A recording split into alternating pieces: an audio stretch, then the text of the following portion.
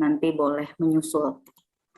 Baiklah, bismillahirrahmanirrahim. Assalamualaikum warahmatullahi wabarakatuh. Selamat malam teman-teman. Selamat bergabung kembali di sharing session Bangun Energi yang hari ini adalah Supply Chain Management Series di batch ketiga untuk pertemuan kedua. Nah, hari ini kebetulan pemateri kita adalah Pak Putranto Manuhoro yang akan membawakan topik mengenai Defining Contract and Procurement Strategy in Oil and Gas Capital Project. Sebelum saya masuk, saya akan membacakan ground rules selama sharing session berlangsung. Yang pertama, dimohon para peserta atau partisipan menggunakan username dengan nama asli, bukan nama alias. Kemudian sesi ini akan dibagi menjadi dua, yaitu sesi pemaparan materi dan sesi tanya jawab. Selama pemaparan materi, dimohon bagi yang tidak bertanya atau tidak berkepentingan untuk mematikan mic-nya, supaya tidak mengganggu jalannya webinar. Jika ada pertanyaan, para peserta dapat menggunakan fitur raise hand, atau nanti akan ada list penanya, yang nanti akan dipanggil oleh moderator sesuai dengan urutan pada sesi tanya jawab.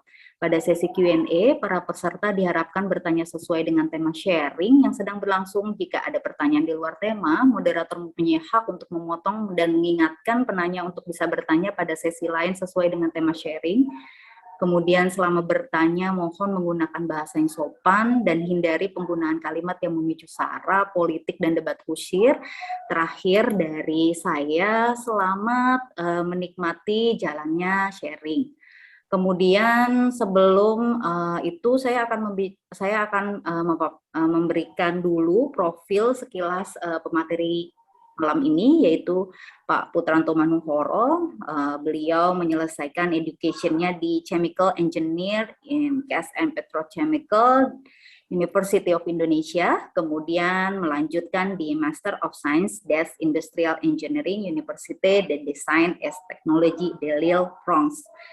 Publication-nya Strategic Sourcing to Support Forecasting, Supply Chain Forecasting Conference IQPC Singapore 2006, Improve Material Planning Using In-House Planning Tool, Enhancing Procurement Supply Chain Strategies in Oil and Gas, IQPC Jakarta 2006, SPA 93640 PP, Follow-up Planning Tool for the Material Procurement, Delivery Management, and Control Stock for Well Connection Material, SPE Asia Pacific Oil and Gas Conference Jakarta 2005. Certification-nya di The Chartered Institute of Purchasing and Supply MCIPS 2014 and Association for Project Management APMP 2014.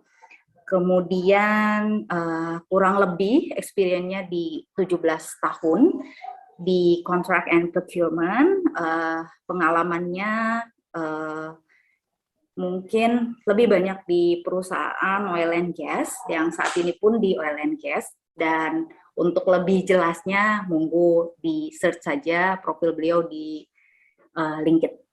Oke, sebelum kita masuk ke materi, hari ini kebetulan kelompok 4 itu akan melakukan presentasi tugas mereka yang mana telah diberikan pada saat sesi pertama berlangsung. Kepada kelompok 4, monggo silakan siapa yang mau akan representasi? Saya, Bu. Oh ya, silakan. Open share screen, silakan. Saya sudah rubah jadi multiple. Silakan Pak Gali boleh present tugas dari kelompok 4 ya. 3 sampai 4 menit ya Pak. Oke. Baik Bu. Ya, terima kasih untuk waktunya Bu Deswita. Berikut ini saya akan mempresentasikan hasil kerja kami grup 4 dengan tutor Pak Putranto dan Meli Nur Fatimah sebagai tim leader.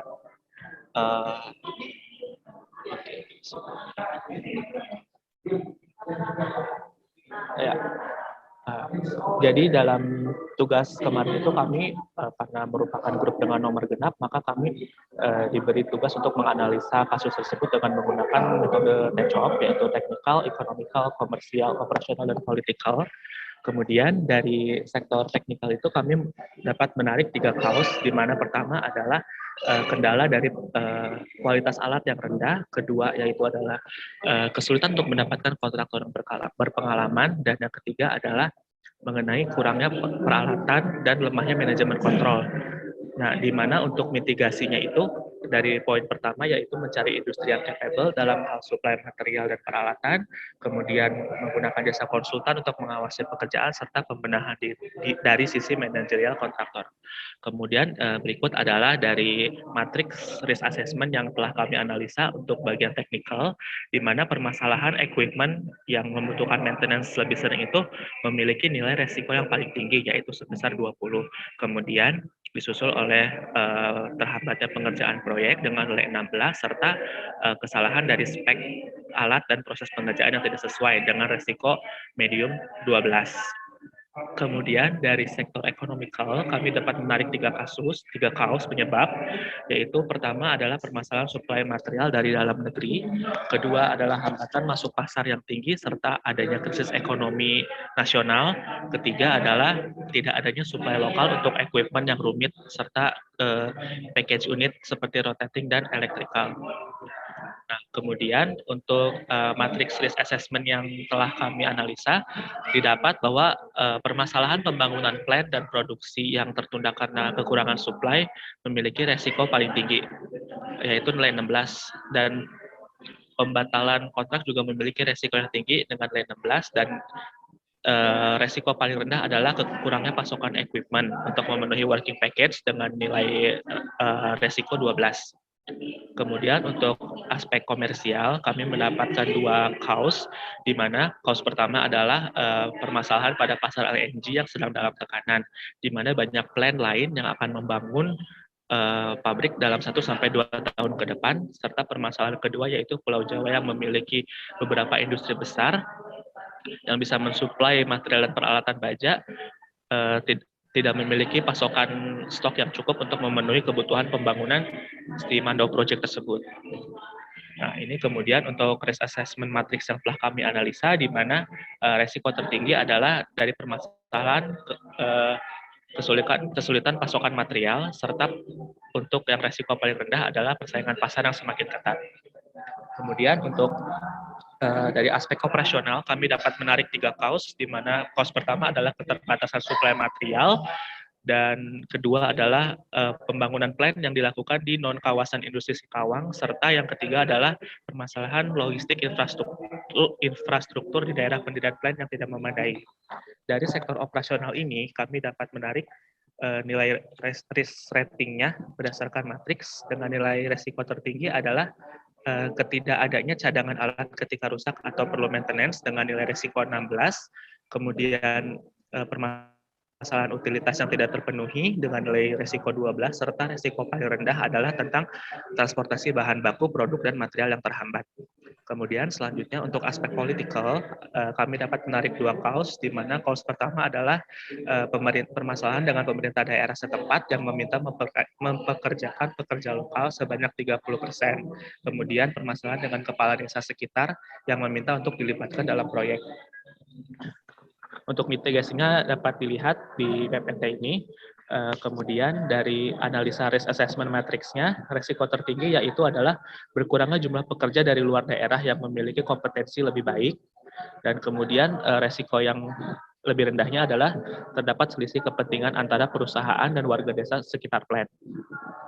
Nah, ini adalah hasil dari perankingan resiko yang telah kami analisa, di mana di mana resiko paling tinggi dengan nilai 20 yaitu permasalahan equipment yang membutuhkan maintenance lebih sering, dan resiko yang memiliki nilai paling rendah adalah resiko pada permasalahan transportasi bahan baku, produk, dan material. Sekian presentasi dari kelompok kami. Terima kasih.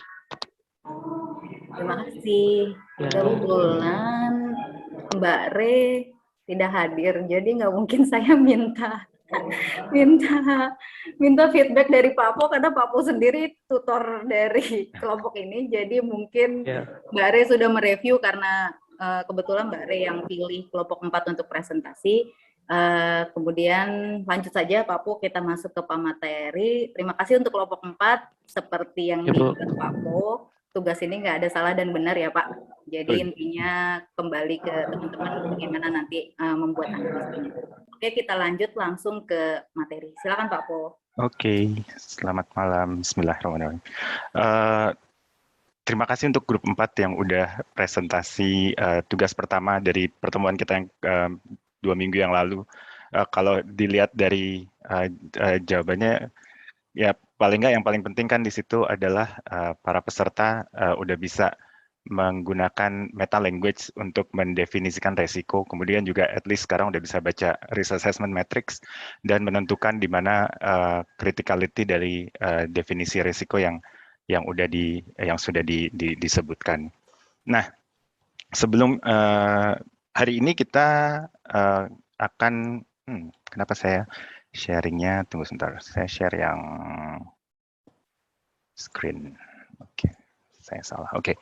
Sekarang kita ngomongin tentang definisi bagaimana kita mendefinisikan kontrak dan procurement strategi dan juga taktik di oil and gas capital project. Ini pertemuan kita kedua dari 7 sesi yang kita punya. Hari ini saya yang sharing mengenai kontrak procurement strategi. Masih ada 5 sesi lagi ke depan, jadi semoga teman-teman yang ikut tetap semangat menyelesaikan semuanya sampai kira-kira bulan akhir Februari Maret ya, baru kita selesai untuk 7 sesi. Hari ini agendanya cuma 3 sebetulnya. Kita cuma ngomongin tentang introduction project life cycle secara general. Juga nanti di situ kita lihat bagaimana kontribusi contract and procurement team di project life cycle tersebut. Kemudian kita lanjut ke bagaimana kita mendefinisikan kontrak strategi untuk mendeliver atau menyelesaikan suatu project. Kemudian juga habis itu kita lihat bagaimana kita mendefinisikan taktik. Strategi sama taktik agak berbeda. Beberapa orang menganggapnya menjadi sama ketika mendevelop kontrak, tapi di sini kita akan coba mendefinisikannya secara berbeda. Apa sih bedanya strategi dan apa bedanya taktik? Nanti kita lihat ya. Hari ini saya punya 3 menti. Jadi yang pertama untuk teman-teman yang baru masuk atau yang belum masuk ke menti, silahkan masuk ke menti.com, kasih kodenya, masukkan kodenya 96411670. Ini salah satu cara saya untuk dapat berinteraksi dengan teman-teman yang nggak tahu hari ini mungkin sekitar 80-an orang yang hadir di ruangan ini, sehingga sesi kita lebih interaktif sebelum kita masuk ke tanya jawab ya. Jadi saya cuma mau lihat bagaimana semuanya. Oke, kalau kita lihat sekarang ada 24 orang yang udah masuk, nggak apa-apa. Untuk teman-teman yang lain silahkan masuk ke situ, jadi kita bisa sama-sama berbagi. Saya juga bisa lihat audiens di sini kayak apa. Oke, kalau kita lihat di sini, alhamdulillah semua yang telepon, yang dial in dalam kondisi baik, walaupun tidak on top of the world, tapi rata-rata 18 orang ada di posisi yang cukup sehat, yang cukup mentally is okay. Ini kalau yang ini skip, it's okay. So kalau memang butuh bantuan, ya saya harap bisa mencari teman, bisa mencari pihak yang bisa membantu untuk menyelesaikan masalah fisik dan mentalnya. Hari ini yang ada di sini, oke, rata-rata knowledge-nya berarti saya boleh bilang mostly adalah di sisi yang baru. Jadi mungkin teman-teman yang ada di sini belum terekspos dengan proyek, baik di oil and gas dan mungkin juga secara luas, karena kalau kita lihat kan ada project life cycle, ada contract model, ada pricing, segala macam ya. Oh, oke, it's getting high ya. Berarti ada banyak juga yang punya pengalaman di 5 topik atau 5 diskusi yang akan saya bawakan hari ini. Untuk yang belum nggak apa-apa, silakan masukin aja ke sini. Jadi nanti itu bisa jadi feedback saya juga untuk sesi-sesi yang berikutnya. Nah, di sini kita lihat pertanyaan berikutnya. Saya cuma sebenarnya pengen lihat apa sih yang teman-teman tahu, apa yang harus kita definisikan ketika kita membuat strategi kontrak. Sebetulnya jawabannya adalah strategi itu sebetulnya adalah bagaimana kita mengelompokkan paket sebetulnya, jadi beberapa paket kontrak untuk menyelesaikan suatu pekerjaan yang besar. Jadi jawabannya sih lebih ke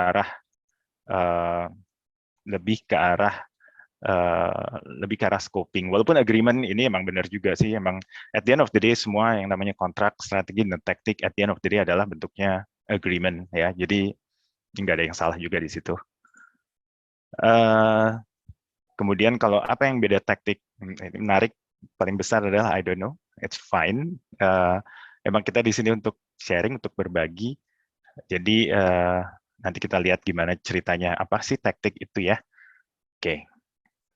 Sekarang saya balik lagi ke slide. Terima kasih untuk yang udah masuk ke Menti. Nanti kita ada sesi kedua Menti. Jadi teman-teman juga yang kedua, yang ketiga lebih menarik semoga karena lebih ada yang bentuknya game juga sih. Saya akan coba masukin bentuk game. Oke, sekarang ini kenapa ada screen di sini? Oke, gone. Alright. Kita ngomongin tentang project life cycle ya. Kalau project life cycle itu secara general biasanya kita akan mulai dengan yang namanya konsep atau select phase. Atau kalau di definisi yang lain di APMP contohnya kalau nggak salah mereka sebutnya fail-to. Nah di sini adalah ketika suatu project itu sudah di-sanction untuk di develop. Sebelum proses ini sebenarnya ada gate lagi, sebelumnya ada kegiatan sebelum ini, di mana itu lebih banyak di drive oleh business development, oleh business opportunity, lead kayak gitu ya, yang tugasnya sebetulnya adalah dia melakukan feasibility study, dia melihat kondisi market, melihat produknya yang dia punya, apakah saya ingin mengembangkan produk tersebut atau tidak. Nah, itu adalah di proses sebelum kita masuk yang namanya konsep select atau pre-fit. Ketika business development atau bisnis udah bilang, oke, kita mau bikin LNG plan, contohnya ya, seperti yang tugas yang teman-teman kerjain, kita akan bikin LNG plan. Nah, ketika kita masuk ke situ, maka bisnis akan mulai mundur dan tim project akan masuk ke situ. Tim project akan mulai melaksanakan apa yang namanya pre-fit. Di situ kita melakukan high level engineering design. Sebetulnya kalau untuk yang teman-teman yang belajar di chemical engineer, outputnya banyakkan adalah mass balance sama PNID. More or less kayak gitulah ketika kita masuk di pre-fit ya. Nah, di situ yang diinginkan adalah ketika selesainya pre-fit, itu kita udah lebih jelas apakah project yang kita mau lakukan ini viable apa enggak sesuai dengan bisnis strategi yang kita punya. Jadi feasibility study mungkin high level banget, mungkin sekitar I don't know 30% accuracy. Ketika pre-fit, maka ekspektasinya adalah at least kita udah sekitar 70% accuracy mengenai scope dan scope, cost dan schedule. Terus masuk ke define phase atau fail tree. Nah, di sini nih penting banget karena di sini sebetulnya adalah satu step sebelum perusahaan akan melakukan komitmen funding terhadap proyek tersebut. Di sini project manager akan melakukan detail engineering yang lebih detail. Jadi dari PNID itu akan di-develop lebih detail lagi. Dia akan take into account operational maintenance future-nya gimana juga di situ. Dia akan lihat, dia akan melakukan pendekatan market ketika proses ini. Jadi bisa beberapa project akan melakukannya dengan firm quote, beberapa project akan menyelesaikannya dengan budgetary. Tapi idealnya adalah ketika kita selesai di fail tree, itu accuracy cost-nya harapannya adalah sekitar 90% ya, accuracy cost dan schedule. Nah, di sini at the end sebetulnya di akhir fit itu si project manager itu harusnya sudah punya execution plan yang jelas. Jadi ketika nanti dia dapat FID atau final investment decision dari bisnis, dia udah tahu nih in the next 4 years ketika dia harus membangun proyek tersebut, LNG tersebut contohnya, maka dia harus sudah tahu nanti contract and procurement approach-nya kayak apa.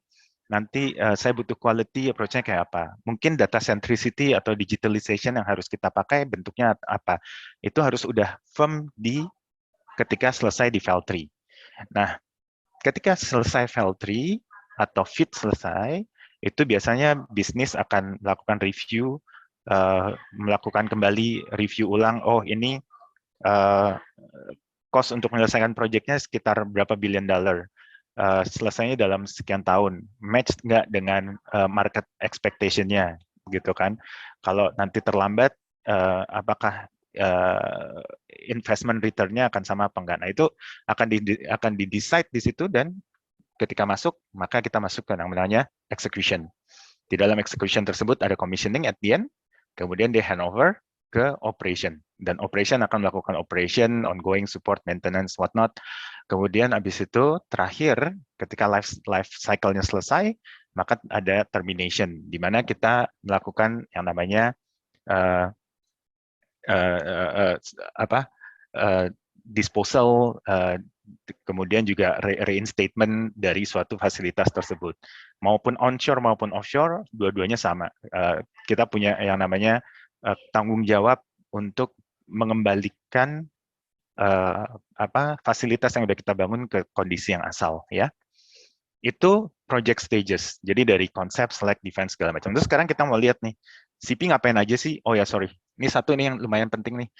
Ini sebetulnya adalah mindset kita, mindset orang yang kerja di project, adalah ketika kita masih ada di pre-fit, itu kita harus look wide. Semua yang namanya possibility untuk menyelesaikan project itu harus kita buka sebanyak-banyaknya ketika di pre-fit. Masuk ke fit, kita harus mulai fokus mengenai solusi yang akan kita lakukan. Nanti kalau udah di-execute, harusnya mentality-nya adalah no change in scope, dan sehingga mengurangi resiko-resiko terhadap perubahan kontrak, ya. Nah, di CP juga sama sebetulnya. Yang kita lihat ketika kita di FEL 2 atau di pre-fit, itu kan kita harus melihat secara wide. Nah, di sini kita adalah saatnya kita melakukan pendekatan pasar. Maksudnya pasar di sini adalah kita harus tahu nih marketnya di sekitar kita gimana. Kita bisa apakah di sekitar lokasi proyek ini ada EPC kontraktor yang berminat, atau lebih banyak EPCM kontraktor. Terus juga kita lihat juga gimana nature of the project-nya. Ini lebih brownfield, lebih greenfield,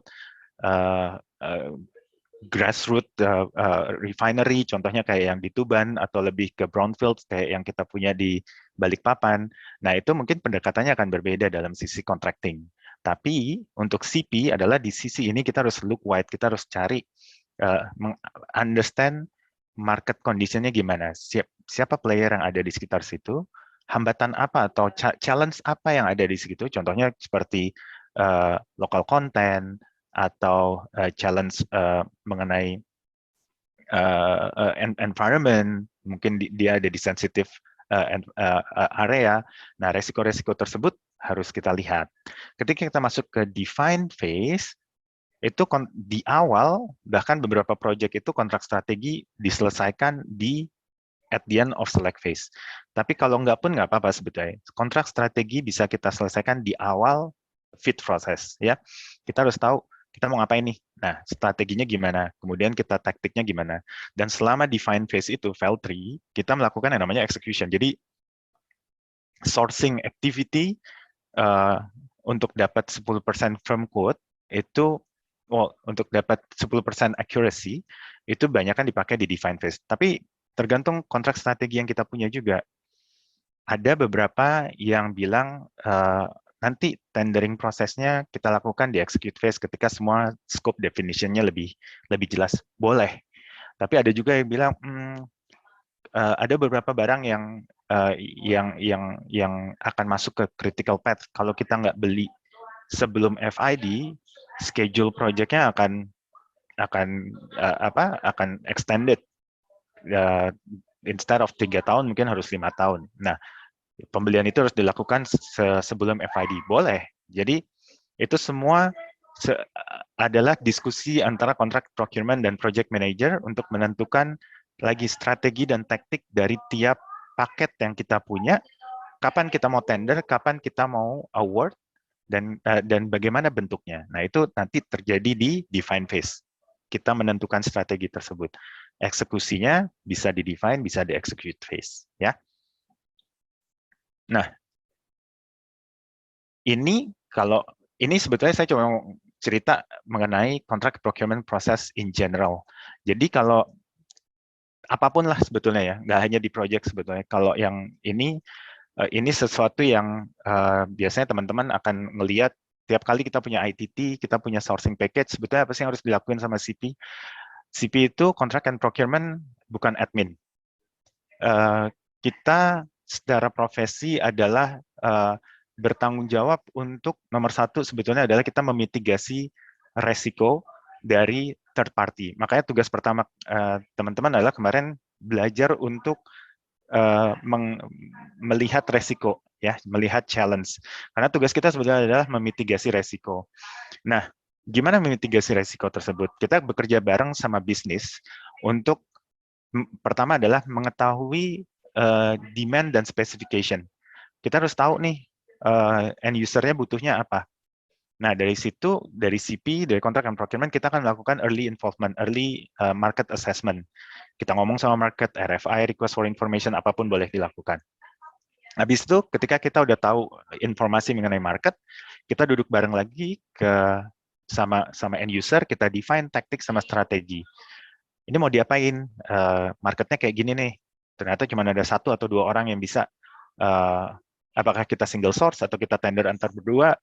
Itu nanti didefinisikan di situ. Apakah kita lump sum ataukah kita pakai united? Nah, itu nanti didefinisikan di langkah kedua tersebut. Langkah ketiga is bread and butter. Pasti kalau teman-teman dengar CP, contract and procurement, ngelakuinnya tender. Mereka akan berpikir bahwa kita mulai dari nomor 3. Enggak.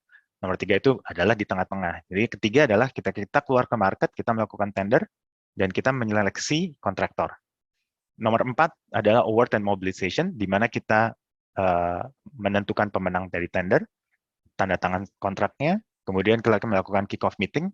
Nah, itu ada di sesi keempat. Kemudian yang kelima adalah bagaimana kita mengeksekusi dan memonitor performance dari kontrak tersebut. Ini nanti kita akan lihat tanggung jawabnya siapa aja sih di situ ya. Nah, dari limpah langkah tersebut, saya selalu bilang bahwa nomor 1 sampai 3 adalah pre-award, di mana semua pekerjaan sebelum kontrak itu di award atau diberikan kepada kontraktor. Langkah 4 dan kelima itu adalah post-award management. Nah, kalau kita lihat di sini, sebetulnya kalau namanya pre-award, itu yang responsible adalah buyer, contract lead, atau contract engineer. Siapapun lah boleh disebut di situ ya. Di situ kita responsible dan kita akan mendapatkan support dari beberapa tim yang lain. Bisa dari finance, mereka akan melihat dari sisi tax, dari sisi payment terms, dari sisi financial situation contractor, safety, HSSC, dia akan lihat dari safety qualification dari contractor, dia akan mendefinisikan safety scope of work kita, quality pun juga boleh, kemudian end user, obviously. Nah, di sini karena kita yang responsible, contract and procurement responsible in this process, maka kita harus bisa leading dalam diskusi mengenai bagaimana mendefinisikan scope, contract, KPI, evaluation, negotiation. Yang penting di sini, tapi ada satu yang cukup menarik. Scope of work itu adalah responsibility dari end user, ya. Tapi karena kita yang responsible dari pre-award, maka kita harus bisa make sure bahwa scope of work itu ditulis dengan baik, sehingga dia ketika dibaca nggak lari-lari antara term and condition, scope of work dengan schedule of rate contohnya. Nah, disitulah perlunya juga contract and procurement itu mempunyai knowledge tentang kategori yang kita pegang. Jadi misalnya teman-teman megang logistik, paling nggak tahulah skopnya logistik itu apa. Jadi ketika kita baca, kita bikin kontrak, itu semuanya masuk gitu ya. Nah, nanti kalau post award itu responsible party-nya adalah end user. Kita sebagai kontrak, sebagai CP lead, obviously adalah lebih ke membantu atau mensupport end user tersebut untuk merunning kontrak performance-nya. Jadi kita biasanya bantuin mobilization, kick-off meeting, kemudian kita bantuin untuk memonitor performance, KPI, reporting, termasuk juga kalau ada variation, change order, segala macam. Contract and procurement itu akan play a huge role sebetulnya di situ untuk melakukan verifikasi, negosiasi bersama dengan end user, ya. Nah, ini tadi kita udah lihat sih sebetulnya kan, secara general apa sih role and responsibility-nya supply chain lead role atau contract and procurement lead. Nah, ini sebetulnya kalau kita lihat di sini sebetulnya adalah nggak beda jauh dengan apa yang saya ceritain tadi ya. Kalau di demand and specification management itu benar-benar kita ngomongin tentang gimana kita melakukan market scouting, kita bikin market engagement, bikin RFI, ngerti lah business requirement, value drivers-nya mereka, dan boundary condition. Ini apa sih value driver, boundary condition? Value driver itu lebih adalah apa sih yang jadi interest mereka? Apakah interest mereka adalah quality, interest mereka adalah technical specification, atau interest mereka adalah cost? Nah, itu kita harus tahu. Karena at the end of the day, akan ada, ketika kita membeli produk atau service, itu sebenarnya kita akan menghadapi tiga triangle. Triangle quality, cost, dan schedule. Nggak bisa kita tiga-tiganya pengen dapat tiga-tiganya. Jadi kita harus tahu dari value driver itu mana yang didahulukan. Ya, boundary condition itu sebetulnya, boundary condition itu sebetulnya apa yang kondisi yang menjadi apa sih boundary, pembatas dari proses kita. Contohnya ada local content mungkin dari BP Migas, SKK Migas sekarang dia minta berapa persen local content. Nah, itu yang disebut dengan boundary condition. Nah, CP, Contract and Procurement, harus bisa menerjemahkan hal tersebut ketika mendefinisikan market strategi dan taktik. Di strategi dan taktik itu tugas kita lebih melakukan lebih dalam lagi nih untuk cari informasi mengenai market insight. Kemudian kalau perlu kita melakukan pre-qualification di situ. Kita mulai mendefinisikan KPI segala macam. Nah, itu yang kita lakukan. Kalau sourcing procedure, procure, ya ini semuanya tender lah. Mau kita melakukan competitive tender, single source, itu ada di situ. Di sini tugas kita benar-benar kita menjaga gimana tendering proses itu clarification dilakukan dengan baik. Award and mobilization itu lebih banyak kita bekerja sama end user kita, melakukan internal alignment, external alignment juga, kemudian juga bikin assurance plan bersama dengan end user. Nanti terakhir kita melakukan execute dan monitor bersama dengan end user, ya. Nah, saya masuk ke kontrak strategi. Habis ini kelihatannya baru ada Menti. Kalau ketika kita melakukan kontrak strategi, step by step-nya atau framework-nya adalah, kalau saya pakai 5 framework ini. Ketika kita menentukan strategi itu apa sih sebetulnya? Strategi itu adalah, kalau menurut saya, menentukan strategi adalah, apalagi di project, itu ketika kita mempunyai project yang kompleks, itu kita harus bisa menerjemahkan bagaimana kita akan menyelesaikan project yang kompleks tersebut dalam paket-paket, dalam berbagai paket. Nah, mendevelop paket ini adalah part of strategy definition. Dan strategi ini akan didefinisikan berdasarkan input yang kita punya dari market. Baru kita bisa mendefinisikannya. Intinya sih sebenarnya kalau di tempat saya kadang orang bilang kalau strategi itu intinya adalah bagaimana kita menentukan apakah ini mau pakai EPC, PMC, PCM atau EPCI atau apapun lah tipe-tipe seperti itu. Itu yang kita definisikan sebagai strategi. Tapi kadang juga terjadi diskusi yang lebih dalam, contohnya adalah apakah nanti itu materialnya company provided item ataukah materialnya akan dibeli oleh kontraktor. Nah, itu juga tergantung dari diskusi yang kita punya ketika kita menentukan strategi. Tapi lima step atau 5 framework yang saya sering pakai adalah nomor satu adalah scope definition. Itu kita akan men-split overall scope and activity sampai menjadi manageable elements, right? Contohnya kayak yang kita lihat di case study yang kita punya untuk LNG plant, maka itu kita bisa mendefine scope-nya berdasarkan WBS atau PBS. Ada infrastructure, ada LNG plant-nya, ada early support infrastructure-nya, kayak accommodation buat labor dan segala macam, ada utility. At least contohnya saya bagi 4 gitu ya, biar gampang. Nah, itu adalah scope definition. Kemudian yang kedua adalah kita harus ngerti nih, market, di mana posisi kita. Kadang-kadang kita pakai project matrix, atau pakai Porter 5 force model, atau supplier supplier preference matrix. Jadi kita tahu, misalnya contohnya untuk pekerjaan early infrastructure, marketnya kayak apa di sekitar LNG plant kita, gitu kan? Oh, ternyata cuma ada satu nih yang local company yang bisa ngelakuin civil.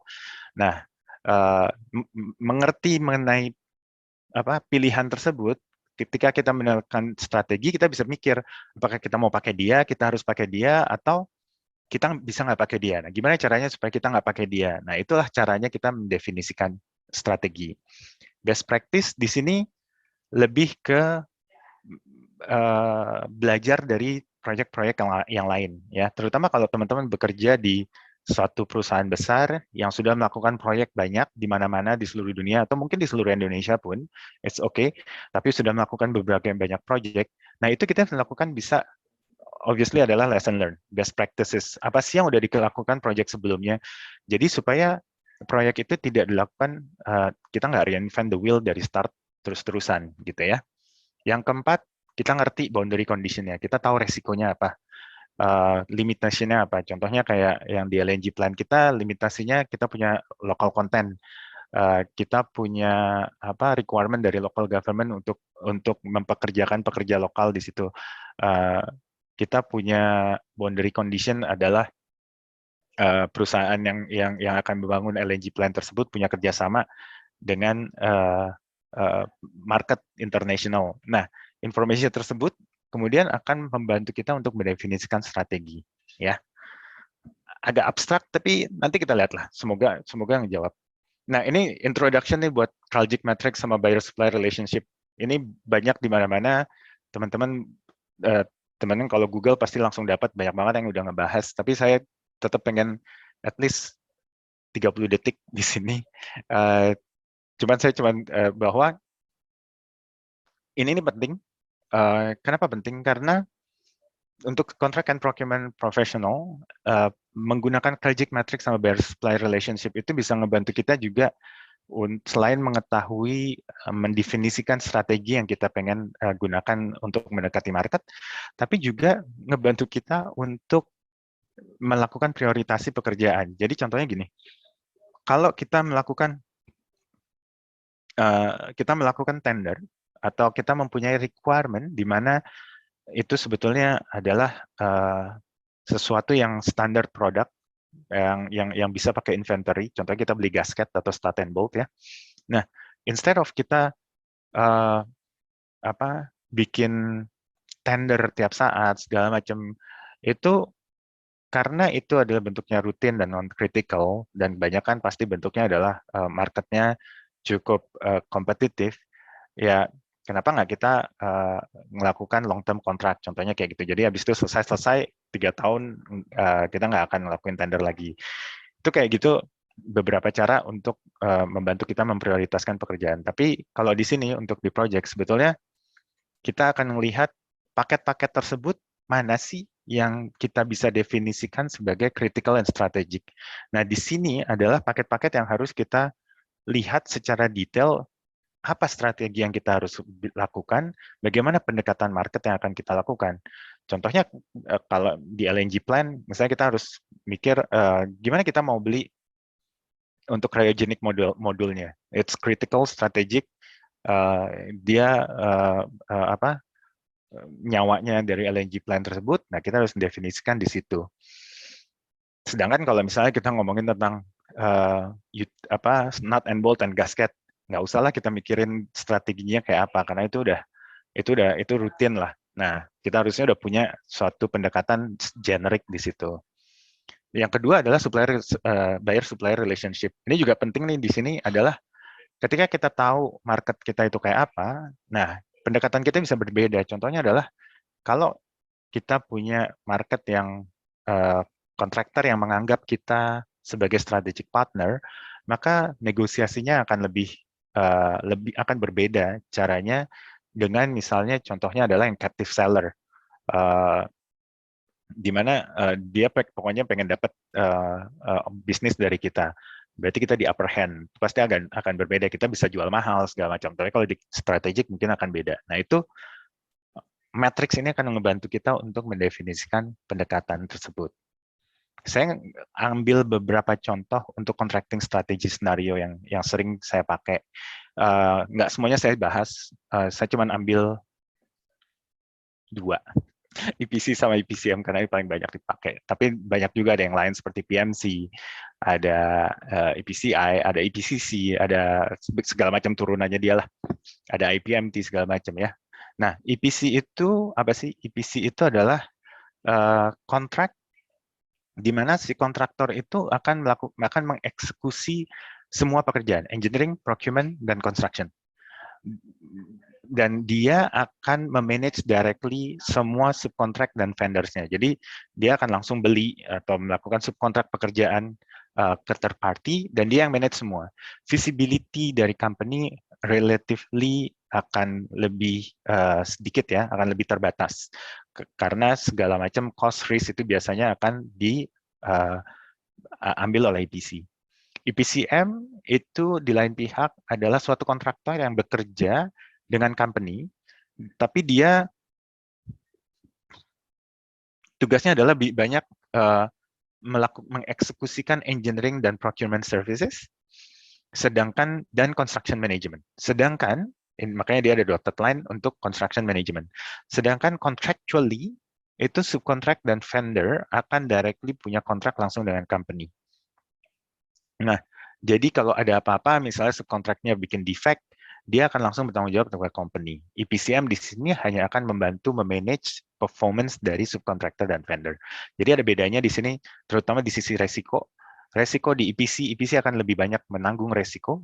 EPCM lebih sedikit resiko yang ditanggung, dan dia lebih berfungsi seperti perpanjangan tangan dari company. Walaupun dia juga punya responsibility of deliverables, terutama di engineering dan procurement services, ya. Nah, ini tadi kan sebetulnya ada 5 cara, ada 5 frame untuk mendefinisikan strategi ya. Balik lagi sebetulnya dari 5 frame itu ya 4 inilah kita harus tahu scope, gimana kita mengalokasikan scope, who's doing what, aligning asset untuk how kita akan contract, make or buy, things like that. Kemudian kita mengetahui marketnya, kemudian kita tahu best practice-nya dan boundary condition. Jadi at the end kita bisa mengalokasikan pekerjaan tersebut ke beberapa jenis kontrak, kita mengalokasikan resiko-resiko tersebut, dan kemudian biasanya kita akan melakukan high level tactic lah. Jadi misalnya ini PC kita maunya pricing-nya kayak apa, selection kriteria-nya apa, market approach-nya gimana. Tapi very high level. Akan sedikit berbeda ketika kita ngomongin yang namanya tactic definition nanti ya.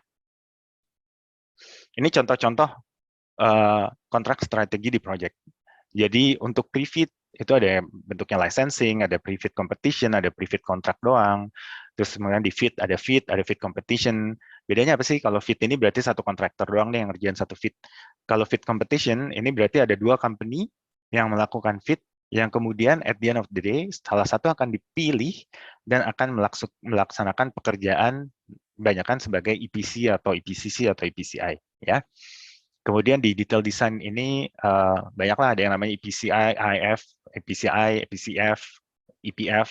Ini sebetulnya adalah engineering, procurement, construction, installation, sama fabrication. Ada misalnya ada banyak terutama di akhir-akhir ini dengan banyaknya modularization, maka banyak kontrak yang sekarang bentuknya adalah EPF, engineering, procurement, fabrication. Jadi dia selesai menyelesaikan modul, habis itu dia selesai handover ke company akan ambil modulnya, ship ke lokasi proyek dan kemudian melakukan instalasi, hookup dan interface di situ, ya. Ya, kemudian ada yang namanya commissioning. Obviously commissioning ini tergantung lagi company beda-beda. Ada yang kontraktornya selesai di pre-commissioning, ketika commissioning dia akan cuma provide people, commissioningnya di running oleh company, tapi ada juga yang commissioningnya dilakukan oleh kontraktor sampai habis. Makanya disebut di sini EPCIC, engineering, procurement, construction, installation, and commissioning. Contohnya kayak gitu. Atau EPCC, I-nya nggak ada, itu juga ada. Nah, ini kalau EPCM, itu lebih banyak engineering, procurement, construction, management. Kemudian IC ini sebetulnya sama dengan construction contractor lah, integrated is implemented contractor. Kemudian juga ada fabrication kalau dia emang punya fabrication. Kemudian juga commissioning. Nah, ini nanti buat teman-teman yang ngambil kelas akan jadi soal nomor 1 adalah bagaimana kita mendefinisikan strategi untuk menyelesaikan proyek LNG plant kita. Nah, apakah nanti kita akan lakukan dengan pre-fit competition, fit competition, EPC, EPCM, terserah teman-teman. Lagi-lagi, namanya strategi nggak ada yang benar, nggak ada yang salah. Cuman beberapa punya tendensi untuk menentukan strategi. Contohnya adalah paling gampang nih kalau grassroots project greenfield EPC, maybe it's easier ya, karena resiko interface sangat sedikit. Tapi begitu brownfield, EPC akan lebih kompleks, mungkin lebih gampang pakai EPCM kayak gitu atau PMC. Teman-teman bisa plus EPC dan beberapa jenis kontraktor lain yang di split package-nya. Nah, itu teman-teman bisa lihat beda-beda tergantung dari kontrak strategi. Nggak ada yang benar, nggak ada yang salah. Lagi-lagi ya. Oke, sekarang kita masuk ke menti berikutnya. Yang mau main, yang mau main. Enggak, ding, yang ini bukan main dulu. Yang ini saya ada pertanyaan sebetulnya. Benar nggak sih? Tunggu sebentar ya, saya lihat. Ini games bukannya? Oh, games. Oke. Yang mau main, silakan masuk ke menti.com.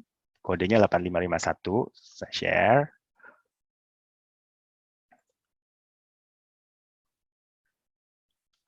Ini ada 100 lebih.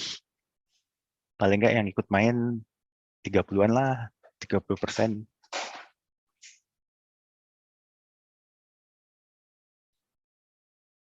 Cuman ada 4 pertanyaan aja. Kalau udah hit 30, saya mulai ya.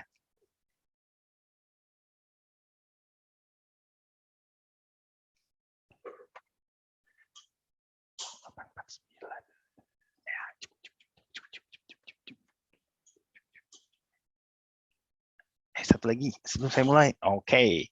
Yang terlambat nggak apa-apa, tetap masuk, tetap main. Kita masuk yang pertama, soal yang pertama. Yang paling cepat nilainya lebih banyak. Oke. Nah, deliverable dari define phase. Apakah itu? Detail design, fit, completed unit, feasibility study, define phase. FEL 3.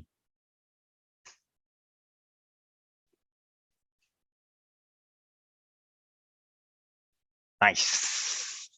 13 orang yang betul jawabannya. Kita lihat.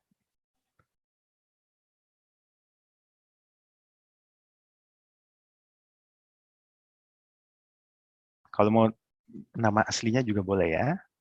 Pertanyaan kedua.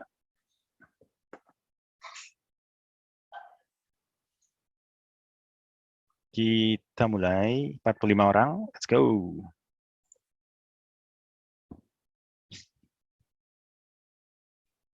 Siapa yang punya responsibility di pre-award?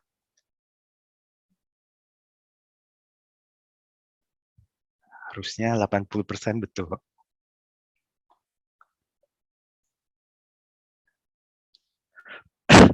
Sorry.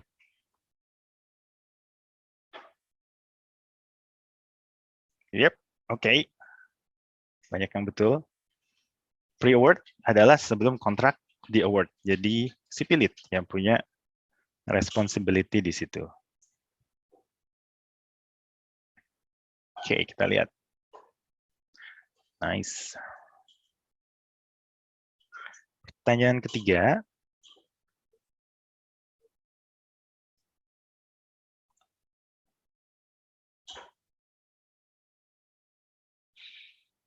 Apa yang akan kita lakukan sebagai si pilit sesudah kita award?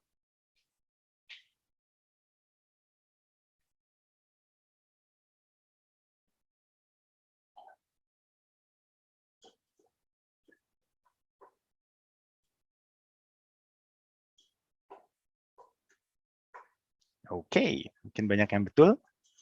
Betul. Kita harus baca kontraknya dan ensure semua orang ngerti sebelum kontrak itu dimulai, ya. Jadi nggak ada yang bilang saya nggak tahu kontraknya harus kayak gitu. Kita lihat yang leading, sudah pertanyaan ketiga.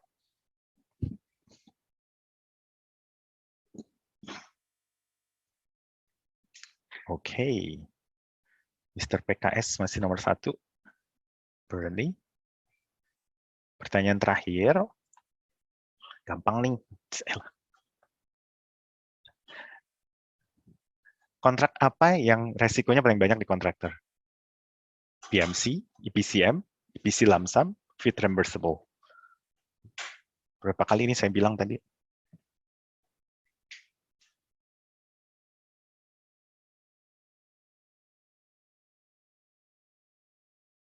Nice. Makin banyak yang betul. Oke, kita lihat siapa yang menang.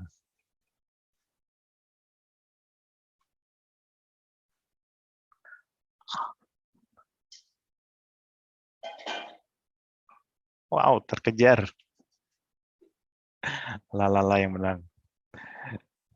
Selamat ya buat yang pakai nama Lalala. Kita lanjut ya. Sekarang udah jam berapa sih?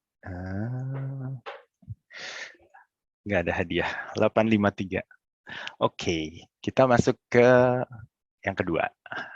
Mendefinisikan taktik. Nanti ada satu lagi game, insya Allah. Oke, taktik. Apa sih taktik? Kalau buat saya, ketika kita mendefinisikan taktik, itu adalah kita menjawab 5 kartu di bawah ini.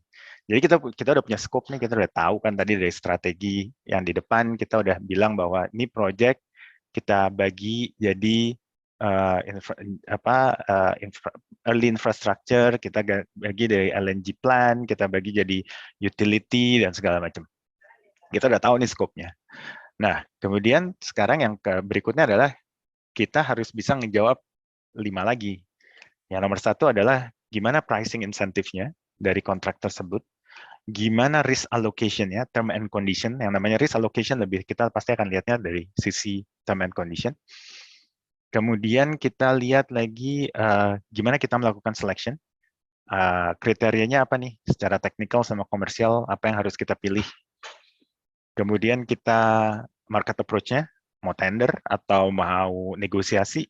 Nah, itu gimana caranya? Single source contohnya. Kemudian juga kita harus mendefinisikan apa yang harus kita lakukan untuk post award.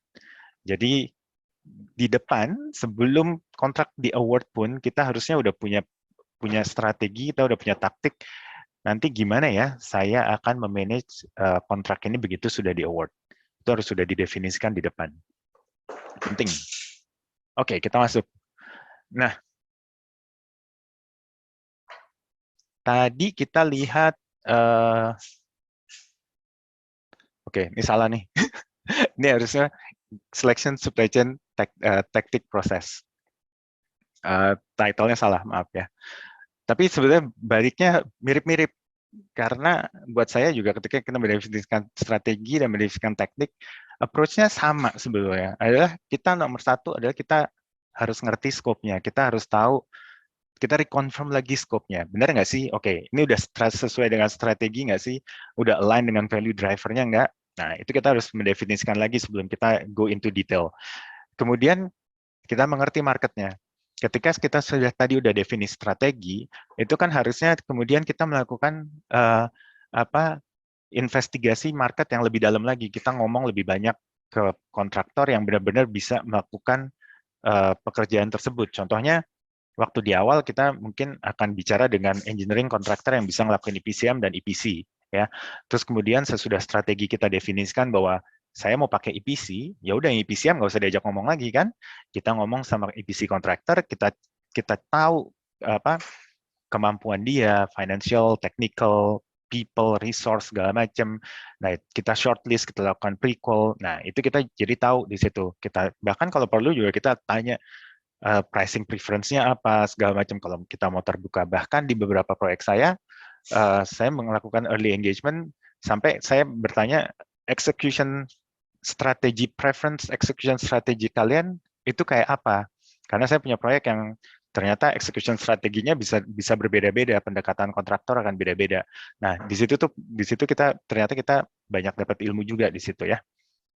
Lagi-lagi client is not always betul, karena menurut saya pasar kadang bisa lebih mempunyai solusi yang berbeda yang ternyata bisa lebih cost efektif. Itu yang namanya, makanya kita bilang market engagement itu penting banget di situ. Nah, yang ketiga lagi-lagi best practice.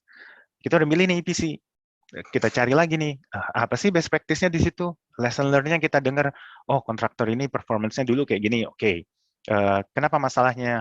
Nah, itu dari situ best practice itu kita masukkan. Contohnya adalah,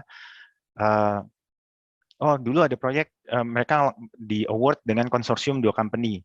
Ternyata company-nya cara kita manage salah. Kita ngomong dengan tiap anggota konsorsium itu sendiri-sendiri. Jadinya kayak kita punya 2 kontraktor. Akhirnya interface kita yang jaga. Nah, ternyata salah kan? Nah, dari best practice lesson learn tersebut akhirnya kita bilang, oke, kalau kita punya konsorsium, kita harus disiplin manage-nya si lead konsorsiumnya. Member konsorsiumnya kita nggak peduli, terserah si lead konsorsiumnya. Nah, itu yang namanya best practice lesson learn ketika kita mendefinisikan taktik di situ. Boundary condition again kita review, lokal kontennya berubah nggak? Mungkin sesudah kita lihat market, ternyata nggak ada yang bisa 30%, semuanya cuma bisa 10%. Nah, gimana nih caranya? Nah, itu kan boundary condition, taktik lagi-lagi harus di take into account di situ. Kemudian yang kelima, ya kita definisikan taktiknya. Dari semua informasi yang kita punya, gimana kita mau bikin sourcing package-nya, gimana kita mau mendekati market-nya. Itu yang outcome dari pekerjaan kita. Kita masuk ke pricing. Pricing itu ketika kita menentukan pricing, itu yang kita, kalau buat saya adalah nomor satu, kita harus tahu nih scope definition sama readiness-nya. Scope kita itu definition-nya udah bagus nggak? Contohnya adalah untuk construction itu detail desainnya udah apa nih? Udah seberapa detail gitu kan? Apakah sudah 100% detail? Jadi semuanya sudah, nah itu mungkin construction-nya bisa lamsam gitu kan? Tapi misalnya requirement-nya masih berubah-ubah, masih banyak open switches segala macam. Berarti mungkin lamsam bukan yang terbaik. Walaupun mungkin kemudian pikir, oke lah resikonya bisa kita ambil, kita pergi dengan lamsam. Go ahead. Lagi-lagi nggak ada yang salah, nggak ada yang benar. Gimana risk appetite kita? Nomor 2, gimana risk appetite dari owner dan juga allocation risk tersebut. Yang ketiga adalah resource availability untuk manage kontraknya. Ketika kita punya kontrak lamsam sama reimbursable, maka jumlah resource yang diperlukan akan sedikit berbeda. Skill setnya pun berbeda ketika kita memanage lamsam dengan kita memanage reimbursable. Nah, itu yang harus kita sebagai owner, kita juga harus tahu nih, Kalau kita punya kontrak lump sum, maka nanti tim saya harus punya kayak gini ya. Kalau reimbursable, timnya harus punya skill set yang berbeda lagi, kayak gitu. Ini beberapa jenis-jenis pricing structure. Kita lihat dari bawah, dari day rate, terus ke atas sampai lump sum. Itu semuanya kalau kita lihat ya, itu tergantung dari scope definition. Makin ke atas, maka scope definition-nya itu fully defined. Berarti effort dari company, dari owner, itu akan sangat tinggi untuk mendefinisikan tersebut. Makin ke bawah, sebetulnya definisi scope-nya nggak penting. Contoh day rate. Itu mungkin nggak penting banget nih definisi dari scope-nya, karena ini mungkin yang penting contohnya sewa mobil. Definisinya adalah saya cuma perlu mobil sekelas MPV. Udah. Nah, nanti kita akan dapat day rates di situ kan. Tapi kalau makin ke sini ya makin besar. Contohnya itu nggak cuma mobil doang kita perluin, kita perlu drivernya, kita perlu bawa kita dari titik A ke titik B, dia harus nunggu di sana berapa jam, nanti balik lagi ke sini. Nah, baru kita bisa minta lump sum price. Contohnya kayak gitulah. Nah, yang kedua adalah dari sisi resiko. Makin ke bawah, berarti resiko financial risk itu makin besar di sisi owner. Sedangkan kalau ke atas, sebenarnya resikonya makin sedikit. Tapi apakah fully risk free? Enggak juga. Karena walaupun kita dengan lump sum, sebetulnya yang kita dapat itu kalau menurut saya lebih ke price certainty, tetapi tetap akan ada financial risk juga terhadap owner. Ya, kalau kita lihat dari day rate sampai lump sum, saya mikirnya adalah saya bagi dua seringnya. Yang pertama yang sering saya sebut adalah output unit rate. Ini adalah unit rate yang kita bayar berdasarkan result atau output yang diselesaikan oleh kontraktor.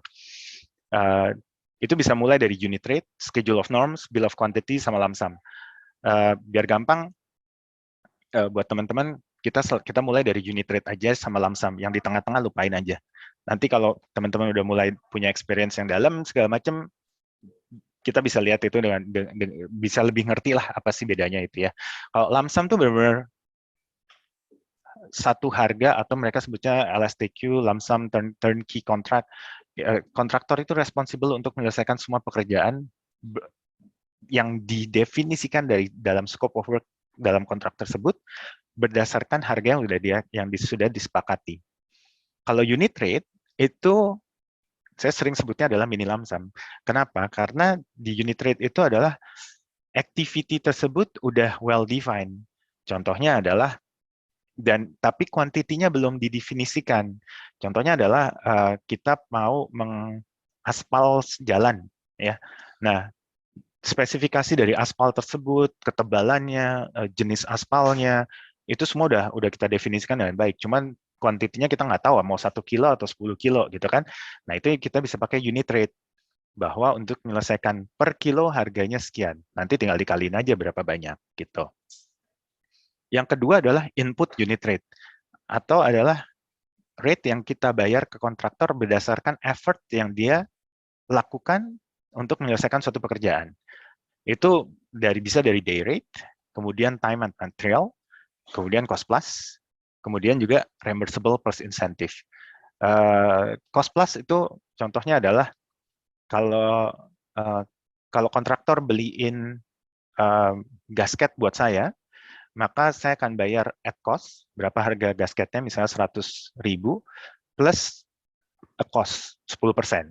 Maka nanti saya akan bayar ke mereka 110.000. Contohnya itu yang namanya cost plus. Kalau day rate, ya rate per day ya. Time and material adalah kita definisikan lagi yang namanya time, kemudian materialnya apa, terus harganya berapa gitu. Kemudian ada yang reimbursable sama insentif, itu semua cost-nya dibayar at cost, kemudian kita tambahin ada insentif. Bisa cost plus, bisa insentif. Jadi tergantung lah mau dibentuk yang mana. Nah, kalau kita lihat tadi ngomongin tentang EPC, PCM dan segala macam, kita lihat ya. Kalau dan jenisnya pembayaran tersebut, apakah lump sum dan reimbursable, itu kalau lump sum, resiko itu ada di kontraktor, semakin besar. Semakin ke arah ke kanan, maka resiko akan ada di owner. Reimbursable itu resiko itu akan ada di owner. Nah, sebetulnya di different model itu sebetulnya cuma lagi-lagi adalah pembagian resiko, kalau menurut saya. Ini cost breakdown dari lump sum sama reimbursable. Sebetulnya bedanya hanya ada di sini. Ada di claim, ada schedule, sama supply chain risk. Kalau di lump sum, ini jadi yang namanya EPC premium. Nah, ini semuanya adalah konsekuensinya seharusnya di-assume sama kontraktor. Kita cuma bayar langsung berapa, misalnya $100.000. Nah, itu adalah, kita nggak pernah tahu sih. Tapi dia akan build up di price dia, berapa risk premium tersebut. Nah, kalau reimbursable, biasanya adalah harganya akan, yang pink ini nggak akan ada. Karena resiko ini akan ditanggung oleh owner.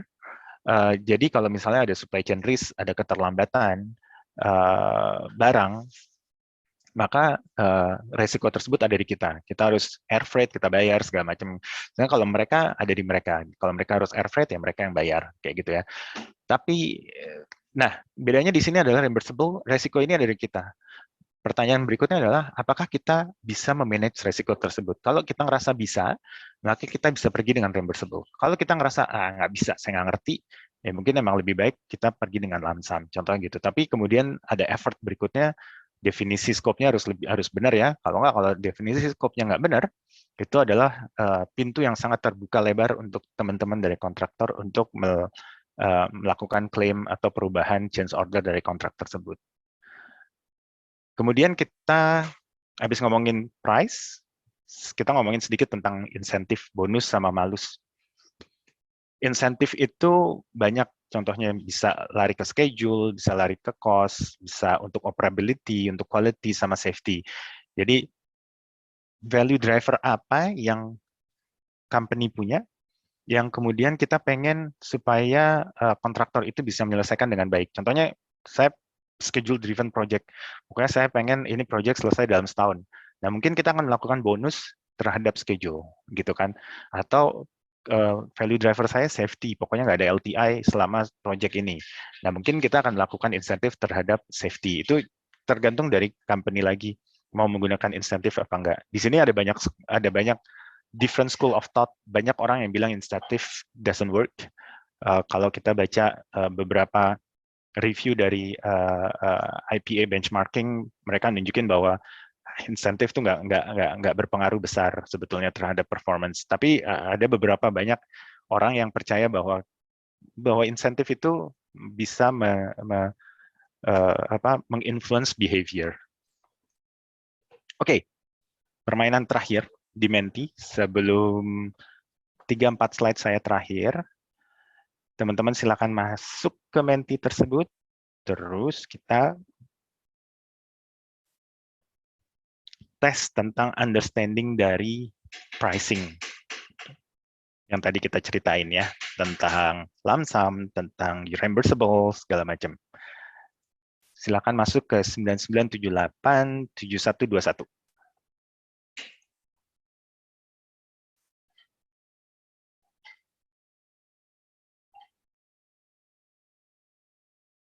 Oke, alright. Oke. Nah, ini soalnya kayak gini. Ada 4 soal, ada 4 scope yang kita punya, terus ada 4 pilihan pricing yang bisa teman-teman pilih. Sebenarnya nanti intinya kita saling mencocokkan ya. Scope yang pertama adalah kontraktor akan membayarkan import duty. Freight forwarder akan membayar import duty on our behalf. Itu nanti pricingnya apa yang benar. Yang scope yang kedua adalah kita mau merental motor sama mobil atau mobil. Yang ketiga adalah kita mau melapisi aspal dari jalan. Kita nggak tahu work volume-nya. Nah, nanti kita pilih tuh price-nya apa. Kemudian yang keempat adalah kita mau bikin rumah, kita tahu timing-nya, kita tahu spesifikasinya, kita tahu volumenya, apa pricing yang terbaik untuk itu. Nah, teman-teman nanti silakan pilih ya. Oke, pertanyaan pertama. Oh, belum, lupa. Oke, kita lihat. Udah 40 orang. Kita masuk yang pertama.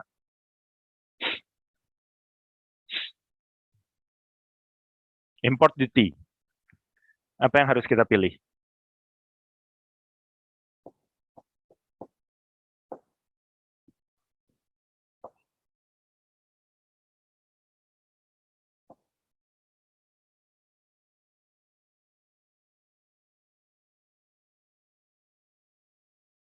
Wow, oke. Banyak yang betul.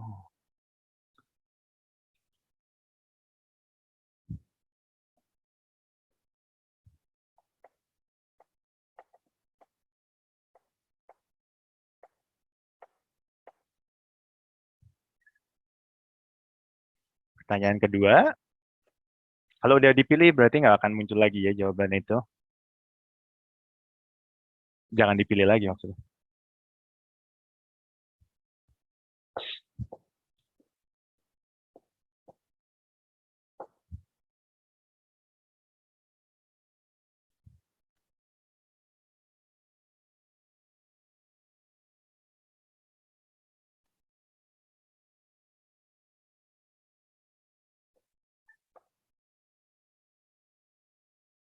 Oke, 37 orang betul.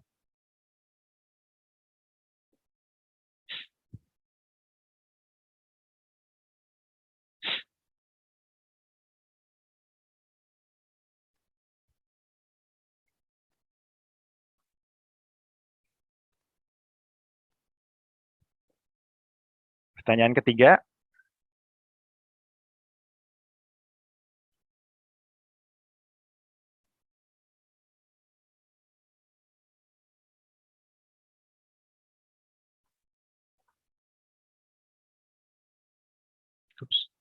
Oops, sorry.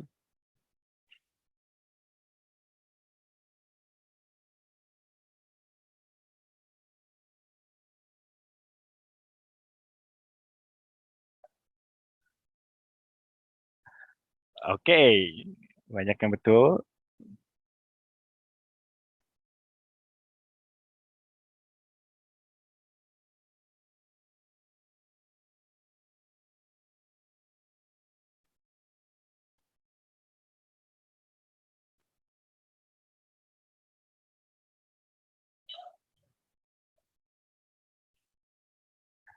Oke.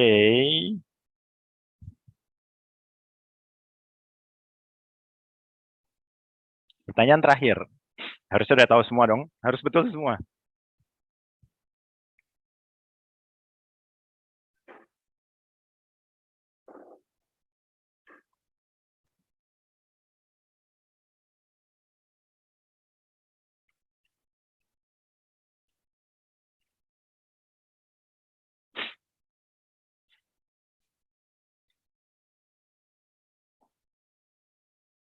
Wah, oke. Cuma 5 orang yang salah.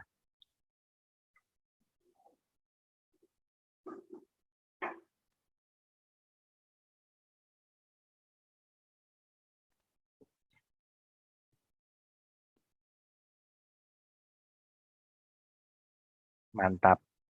Terima kasih untuk Desani.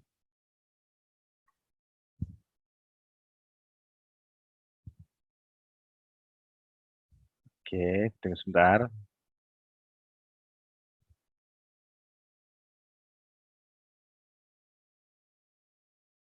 Tunggu sebentar. Saya matiin dulu. Nah, oke.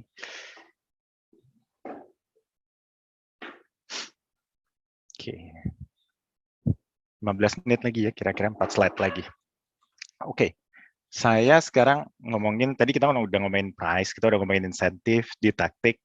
Nah, sekarang yang saya pengen omongin adalah, jadi kita udah ngomongin reward structure, kita udah ngomongin apa lagi sih? Oke. Ya, sekarang kita masuk ke term and condition. Nah, term and condition contract itu banyak ya referensinya. Beberapa company besar bahkan sudah punya standar term and condition sendiri-sendiri masing-masing. Di tempat saya kerja contohnya kita udah punya standard term and condition yang bisa kita pakai. Tapi untuk project biasanya secara luas ini FIDIC banyak yang digunakan sebagai referensi. Banyak yang menggunakan FIDIC ini referensi, kemudian di enlarge, diganti kiri kanan, sehingga supaya dia masuk dengan sesuai dengan DNA dari company tersebut atau dari kontraktor, itu bisa di situ. Tapi yang paling penting sebetulnya dalam kontrak itu isinya apa sih? Isinya adalah nomor satu agreement. Nomor satu bahwa kita sudah menunjukkan bahwa ini ada agreement. Kemudian yang kedua ada special condition, ada general condition. Special condition ini lebih ke term and condition yang sesuai dengan scope-nya. Contohnya misalnya kalau kita lihat di sini ya, si Red Book sama si Yellow Book. Nah, ini special condition-nya aja kebanyakan yang beda. Kalau general condition-nya harusnya more or less sama lah, gitu ya. Karena general condition tuh isinya kebanyakan tentang teks, tentang confidentiality, tentang IP, segala macam. Sedangkan special condition-nya lebih banyak spesifik terhadap scope-nya. Contohnya adalah gimana kalau terlambat, gimana damage rectification-nya, kemudian handover-nya nanti gimana, sertifikatnya kayak apa, nah itu ada di sini. Kemudian yang berikutnya adalah schedule of rates, gimana tadi yang udah kita tentuin lump sum reimbursable akan dibentuk di situ. Kemudian scope of work, ini kadang bisa tergantung company-nya, ada yang rates duluan, habis itu baru scope, ada yang scope duluan kemudian rate, doesn't really matter. Well, it's depends on order of precedence-nya dari kontrak tersebut. Kemudian di scope of work itu kadang kita masukin juga safety, quality, administration requirement di situ ya. Kemudian masuk bill of quantity, kalau kita punya bill of quantity, kalau enggak ya nggak ada, it's okay. Kemudian masuk insurance, apapun yang insurance yang kita butuhkan dari kontraktor untuk disupply ke kita harus taruh di situ. Schedule sama execution plan, ini schedule dan execution plan ini biasanya adalah dapatnya dari kontraktor. Jadi kalau saya bilangnya adalah scope of work itu apa yang company inginkan, yang company perlukan dari kontraktor. Sedangkan schedule and execution plan ini adalah bagaimana kontraktor akan mendeliver scope of work tersebut. Iya. Slide-nya nggak jalan. Oh, salah. Masih di tactical option. Oh, makasih. Ini udah betul? Sudah. Oh, oke. Makasih, Mbak. Nah, terus habis itu masuk specification, dan kemudian ada requirement. Sorry ya, ini tadi yang saya ceritain 1, 2, 3, 4, 5. Kemudian ini yang namanya FIDIC. Oke. Nah, habis itu kita masuk ke term and condition. Kita juga lihat post-award management ya. Ketika kita definisikan, kita mendevelop sourcing package atau kontrak, kita juga harus masukin proses-proses gimana kita akan memanage kontrak tersebut ke depan. Gimana kalau kita akan perubahan, gimana kita kalau ada performance monitoringnya, engagement-nya nanti, apakah nanti akan ada sponsor meeting level, akan ada working level meeting, akan ada daily meeting segala macam. Nah itu paling nggak harus ada beberapa yang penting. Kalau saya sih paling nggak sponsor meeting itu harus ada tiap 6 bulan atau tiap setahun sekali, 6 bulan lebih baik, atau tiap quarter. Kemudian ada escalation pressures-nya, escalation kalau ada dispute, kalau ada segala macam, gimana prosesnya, apakah langsung lari ke PM-nya, atau langsung project director-nya, atau emang harus diselesaikan di level kerja sampai benar-benar lewat berapa bulan misalnya, atau gimana baru bisa dieskalasi. Scope acceptance, kemudian juga invoicing proses. Ya. Sesudah itu, strategi berikutnya adalah market approach. Market approach ini macam-macam ya. Orang-orang pasti paling gampang adalah open tender, competitive tender, atau selective tender. Bedanya adalah kalau open tender tuh biasanya kita akan taruh di newspaper, kita publicly open, people bisa apply. Nah kalau kayak gini yang daftar bisa puluhan nih, bisa 20, 30, atau kita bisa selective tender. Kita udah pakai RFI, RFQ, kita pakai RFI, kita pakai PQ, pre-qualification, kita select, misalnya saya cuma mau invite 3 atau 5. Nah, itu bisa juga.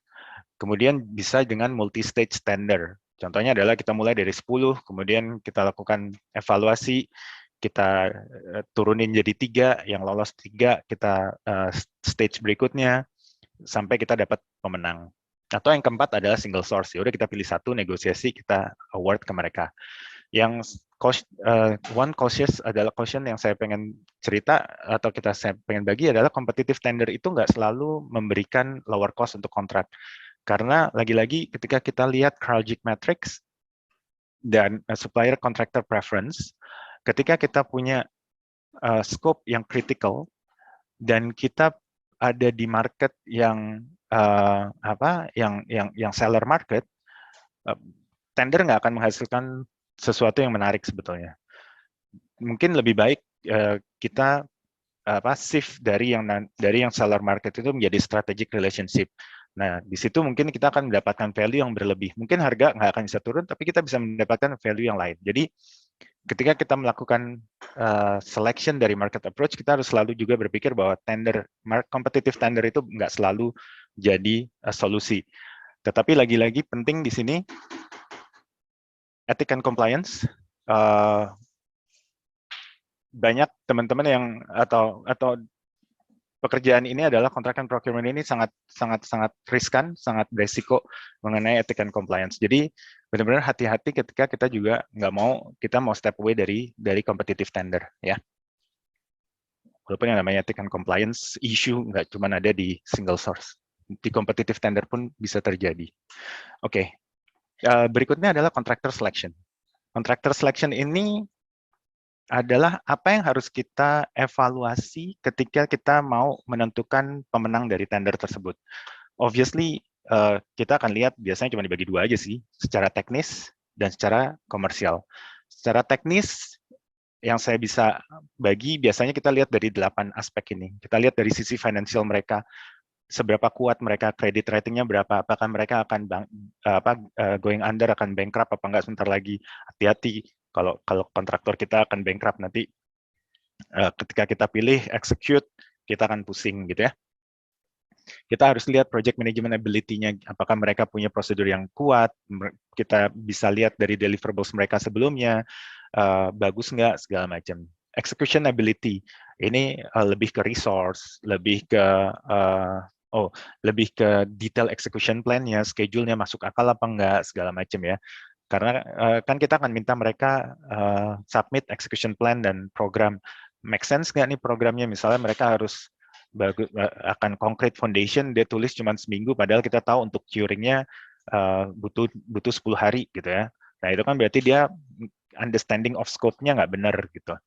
Kemudian quality-nya, quality management-nya, experience, apakah mereka udah pernah melakukan pekerjaan yang sama, size yang sama, complexity yang sama, atau mendekati. Nah, kita harus lihat. Historical performance, itu sebetulnya mirip dengan experience, tapi juga kita bisa lihat indikator sukses mereka tuh gimana. Safety penting, HSSC itu penting banget, gimana mereka memanage safety-nya, mereka punya manajemen sistem apa enggak, mereka ikut standard yang mana untuk life saving rules-nya misalnya, apakah dia pakai IOGP atau dia pakai ngikutin klien aja. Nah, itu kita lihat. Kemudian resource quality dan availability. Mereka punya CV yang bagus, orang yang bagus, craft labor yang tersedia, equipment yang ada, kita harus lihat. Kemudian dari sisi komersial, overall price, harga pastinya harus dilihat, nomor 1. Yang kedua adalah insurance. Seberapa besar mereka harus menyediakan insurance, apakah mereka bisa menyediakan insurance yang kita minta. Terutama banyaklah bisa lihat dari professional indemnity, dari general third party, worker compensation, construction risk insurance, itu ada semua di situ. Kemudian yang terakhir adalah term and condition qualification. Ini yang paling menarik sebetulnya. Karena namanya kontrak, at the end of the day, nyawanya ada di term and condition. Kalau kita lihat adalah tadi section 2 sama 3, general sama specific terms. Ya. Nah, di situ yang paling sering dibahas itu menurut saya adalah liability, kemudian IP, kadang-kadang confidentiality, price mechanism, kadang untuk dan sekarang contohnya adalah FME untuk force major event related ke COVID-19. Nah itu beberapa hal yang paling sering menjadi bahan diskusi. Tapi yang paling penting adalah sebagai owner dan juga sebagai kontraktor, kita harus bisa berpikir bahwa ketika kita melakukan kontrak, posisi itu harus fair and balance, ya. Dan kita harus bisa mengalokasikan resiko kepada party yang bisa memanage resiko itu dengan baik. Jangan sampai kita cuma berpikir bahwa I'm just doing my job, I don't take that kind of risk. Itu juga salah, contohnya kayak gitu ya. Ada beberapa contoh yang menarik yang saya alamin beberapa minggu kemarin lah, bulan kemarin itu saya bernegosiasi dengan EPC kontraktor. Kita punya kontrak untuk bikin modul fabrikasi, tetapi mereka tidak mau mengambil resiko liability yang terjadi di sisi mereka. Mereka minta liability-nya di limit, sedangkan semua proses pekerjaan itu under their control. It doesn't make sense ketika mereka kontrol semua activity yang ada di sekitar mereka, company nggak punya interference di situ, tetapi mereka tidak mau meng-assume atau mengambil resiko kalau terjadi kenapa-napa, liability-nya pengen di-push back ke company. Nah, kayak gitu-gitu yang menarik untuk di sisi yang ketiga. Oke, karena udah 9.30, hampir 4 menit lagi ke 8.30, sorry, waktu saya 9.30. Saya kasih balik ke Mbak Des, kalau ada yang bertanya, silakan Mbak. Oke, sudah ada Pak 5 penanya. Oh, Sebelum pertanyaan dimulai, saya disclaimer dulu ya untuk para peserta di sini. Kebetulan Pak Po tidak di Indonesia, jadi kebetulan kalau nanti ada pertanyaan yang sifatnya bersisian dengan regulasi Indonesia, dimohon untuk di skip saja, karena memang Pak Po kebetulan sudah 10 tahun ya Pak, 10 tahun atau sudah cukup lama lah meninggalkan Indonesia. Jadi minta tolong teman-teman kalau yang bersisian tentang regulasi atau hal-hal yang sifatnya menyangkut undang-undang di Indonesia, mungkin Pak Po tidak punya kapabilitas untuk menerangkan lebih jauh. Oke, selanjutnya saya akan panggil penanya pertama. Ini namanya Mas Dimas Putranto. Saudaraan nggak Pak? Iya, saudaraan. Oke, silakan dengan Mas Dimas atau Pak Dimas. Boleh open mic-nya. Ya, terima kasih. Assalamualaikum warahmatullahi wabarakatuh. Ya, terima kasih atas kesempatan yang diberikan, Pak. Salam kenal, saya Dimas Putranto, Pak. Jadi, terima kasih pertamanya untuk penjabaran materi yang sangat bermanfaat sekali. Selain saya masih belum banyak pengalaman di bidang contract and procurement ini. Cuma saat ini mohon advice-nya aja, Pak. Kalau misalkan kita berada di suatu kondisi di mana saya di posisi owner, kemudian kita udah memberikan EPC contract award ke kontraktor, ke main kontraktor, sedangkan posisi engineering kita masih di bawah 20%. Menurut pandangan Bapak sebagai PC lead, sebagai procurement dan contract lead seperti apa, Pak? Mohon arahannya. Terima kasih. Tunggu sebentar, little bit more detail. Itu kita udah award EPC, ya. Scope-nya detail design, engineering, procurement, sama construction. Benar. Betul. 20% engineering itu 20% engineering fit atau 20% detail engineering? Engineering fit. Oh, oke. Oke. Jadi potensi untuk VO-nya kan akan besar sekali gitu istilahnya. Jadi kita di posisi owner harus gimana? Karena kan posisi saya sebagai kontrak administrator, kita akan memanage udah kontrak yang sudah di-award. Ya. Karena kita nggak engage dari earlier pre-award segala macam. Jadi ya mau nggak mau kita harus adjust nih. Gimana Pak arahnya? Terima kasih. Oke. Wow, oke. Sebetulnya, dua ya. Kalau buat saya nomor satu adalah it's gonna be hard. Ini pasti akan ada banyak variation order, like it or not. Ketika fitnya pun belum selesai dan kita sudah award EPC, itu sesuatu yang menurut saya sih udah salah langkah lah. Karena berarti kita pun nggak jelas nih award EPC-nya itu berdasarkan apa. Kalau masih bisa di cancel, menurut saya lebih baik di cancel deh itu kontraknya kalau bisa di-terminate, terutama kalau masih awal-awal ya dan termination fee-nya itu masih kecil, lebih baik di cancel. Kenapa?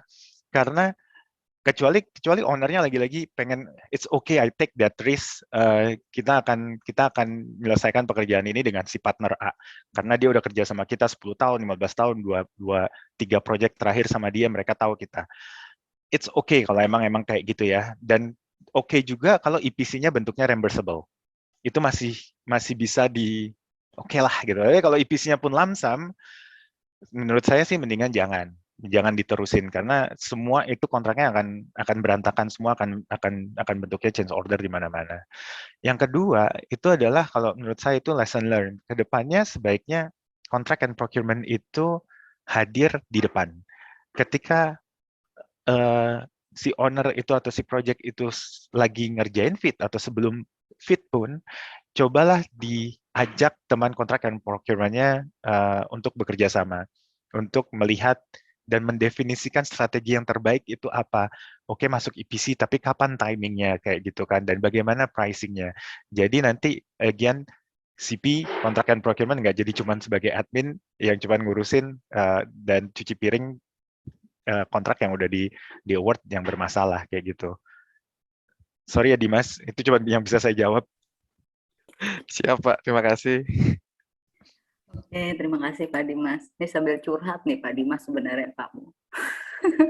Oke, selanjutnya saya panggil Pak Azhari. Silakan Pak Azhari, boleh open mic-nya. Oke Mbak, terima kasih Pak Putranto ya. Ya. Ya Pak. Ya, saya perkenalkan dulu, saya di supply chain dan oil gas ini sebenarnya masih awam, karena saya pernah ikut ayah di Subcon. Nah, terutama supply chain, karena pernah berbicara juga supply chain, karena rohnya supply chain sendiri saya belum nangkap full lah. Gitu. Kira-kira bisa nggak kasih contoh itu, dalam pemikiran saya supply chain itu tidak one way, tidak dari mulai awal berakhir di satu titik, tapi akhir titik itu akan kembali ke awal. Ya, tolong diluruskan itu benar apa tidak. Nah, kalau benar pemahamannya begitu, tolong kasih contoh satu itu apa yang balik lagi ke awal, ke pre-fit atau apa tadi. Satu.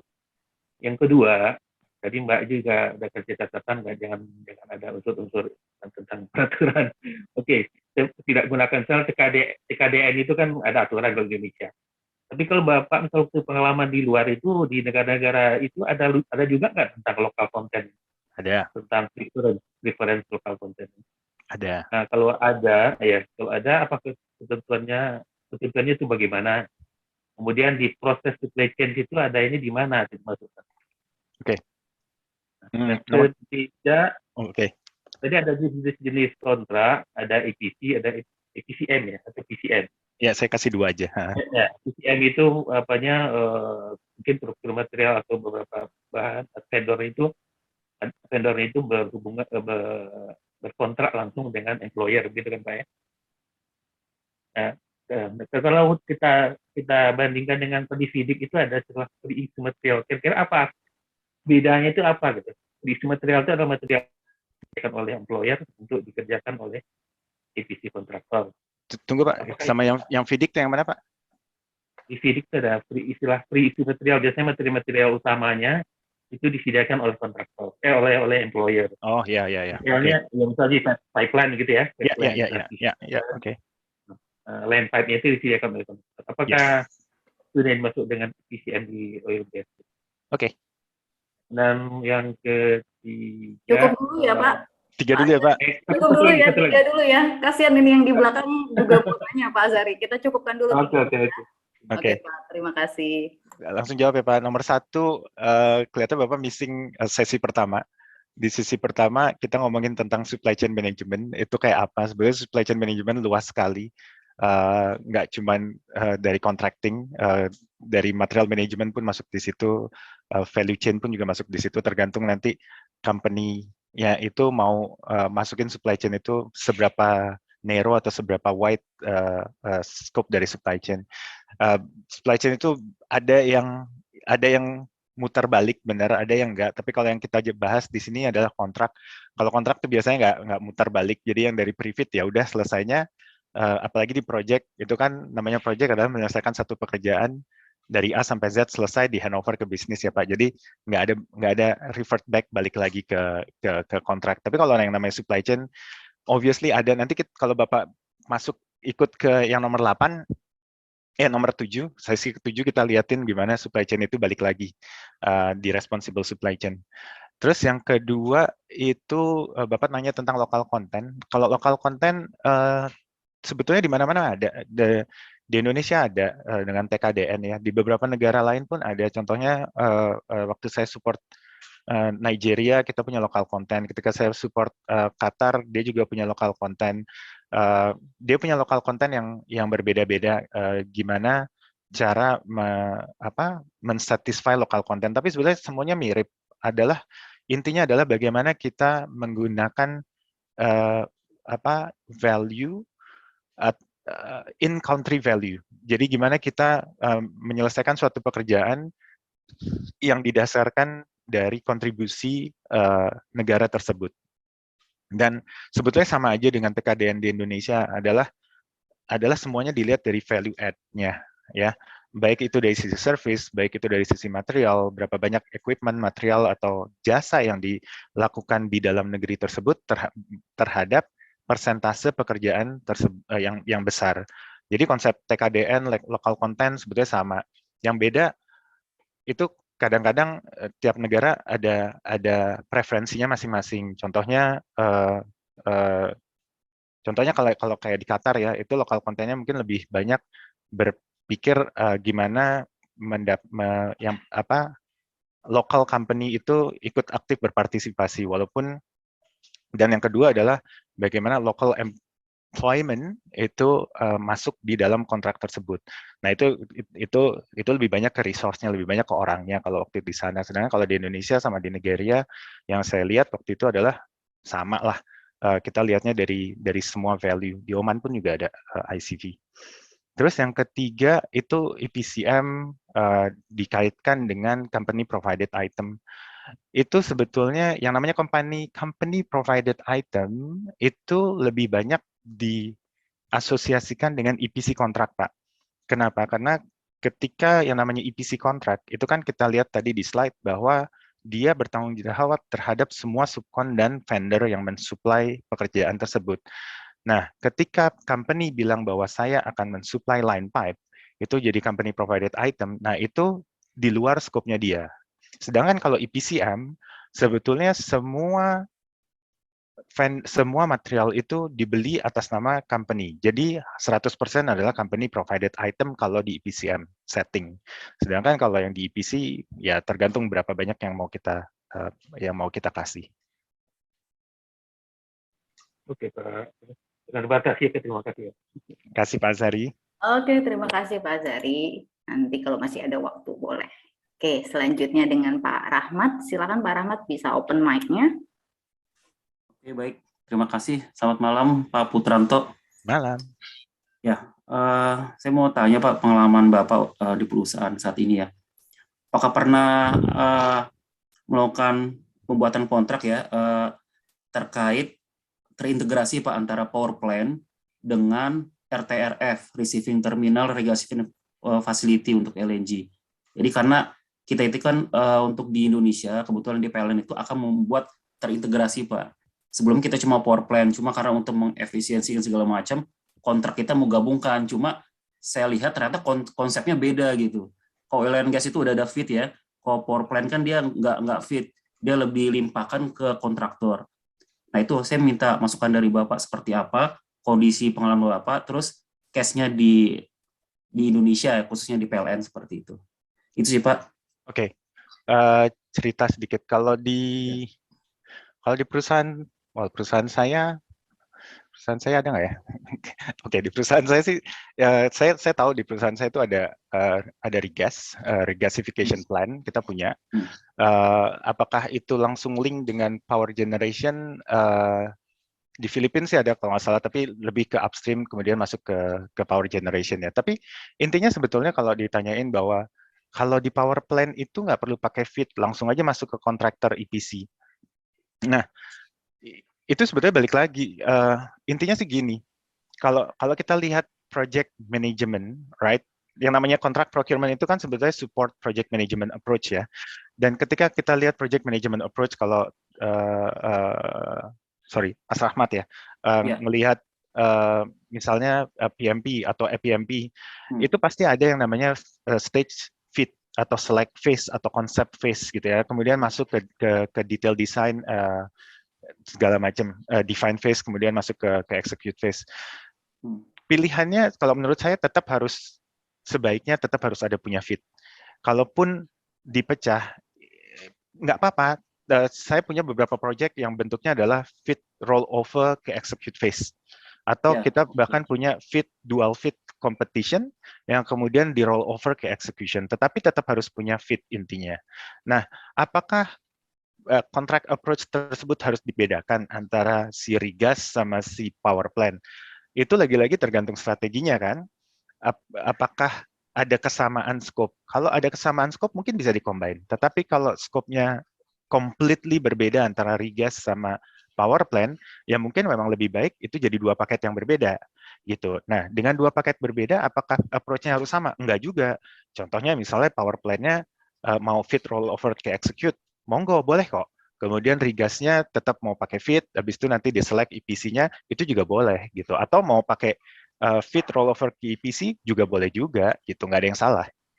Yang lagi-lagi tergantung scope-nya, tergantung market-nya, ada nggak market yang bisa nyelesain kayak gitu.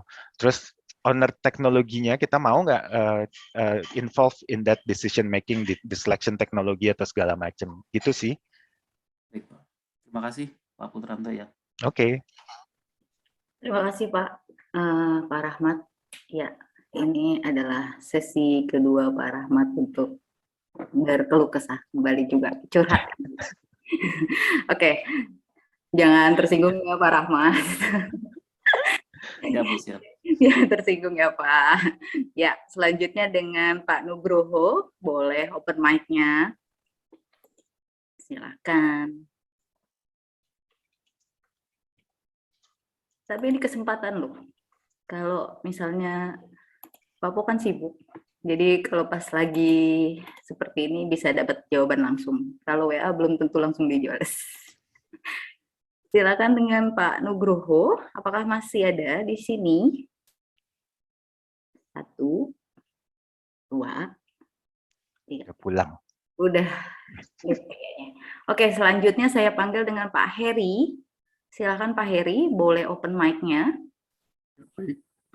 Baik, terima kasih. Selamat malam semuanya. Saya cuma izin bertanya. Saya kan awam juga tentang kontrak ya. Tadi disampaikan bahwa menyinggung juga tentang fitik kontrak. Jadi sebenarnya apakah ciri-ciri suatu kontrak itu menggunakan fitik atau bukan itu seperti apa ya? Misalkan apakah ada tulisannya atau memang hanya konten-kontennya saja yang diadop kemudian dipakai dalam suatu kontrak? Karena saya mempelajari beberapa kontrak yang di Yellow sama di Silver, tapi saya belum tahu aplikasinya di lapangan itu seperti apa. Gitu. Terima kasih. Oke, Pak Nugroho, kalau mengenai kontrak itu Bangun Energi punya sesi kontrak tiap Jumat malam ya Mbak Des ya, yang dibawain sama Pak Triyono sama Mas Tommy ya. Itu kalau Bapak hadir hari Jumat malam, kalau nggak salah tiap minggu itu akan lebih dalam ngomongin tentang kontrak Pak. Benar kan ya Mbak? Betul. Oke, Jumat malam.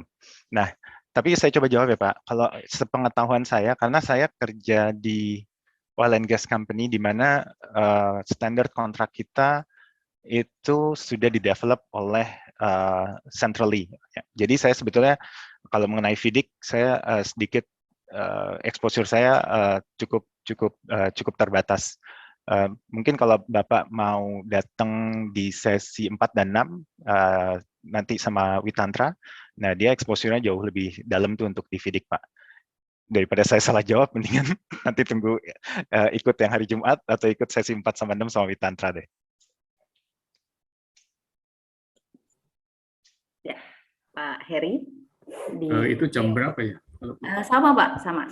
Jadi nanti Nanti gini, setiap kelas-kelas bangun energi itu sifatnya selalu di-share secara umum, Pak. Jadi bisa dipantau nanti di sosial medianya Bangun Energi, baik Telegram, baik di WA grupnya masing-masing, karena kan beberapa ada tersebar tuh. Dan memang kalau untuk kontrak, kebetulan kalau untuk kelas ini itu akan ada 2 modul, dan itu mungkin ya itu seperti yang tadi Pak Po bilang, nanti di pertemuan ke-5 dan Keempat sama enam. keempat ke 6 ya, keempat dan ke-6. Nah, kemudian ada kelas Fundamental Contract Management itu setiap Jumat. Nah, mungkin Bapak nanti bisa hadir, Bapak boleh nanti melakukan sharing di situ ya Pak, karena ya keterbatasan juga sih. Jadi takutnya nanti malah salah memberikan respon. Oke, selanjutnya kita ke Pak Sigit Widiatmoko. Silakan Pak Sigit, boleh open mic-nya. Oke, terima kasih. Assalamualaikum warahmatullahi wabarakatuh. Oke, terima kasih waktunya. Salam kenal Pak Putranto. Saya Sigit. Kebetulan saya lagi di EPC Company juga terkait dengan kontrak, jadi sangat menarik menjelaskan bahwa kebetulan kami mengalami kontrak yang kami kerjakan adalah lansam. Gitu. Data-data yang disampaikan ke kami waktu proses fit itu terinfo bahwa kondisinya real sesuai dengan adanya gitu ya, dengan kondisi lokasi yang ada.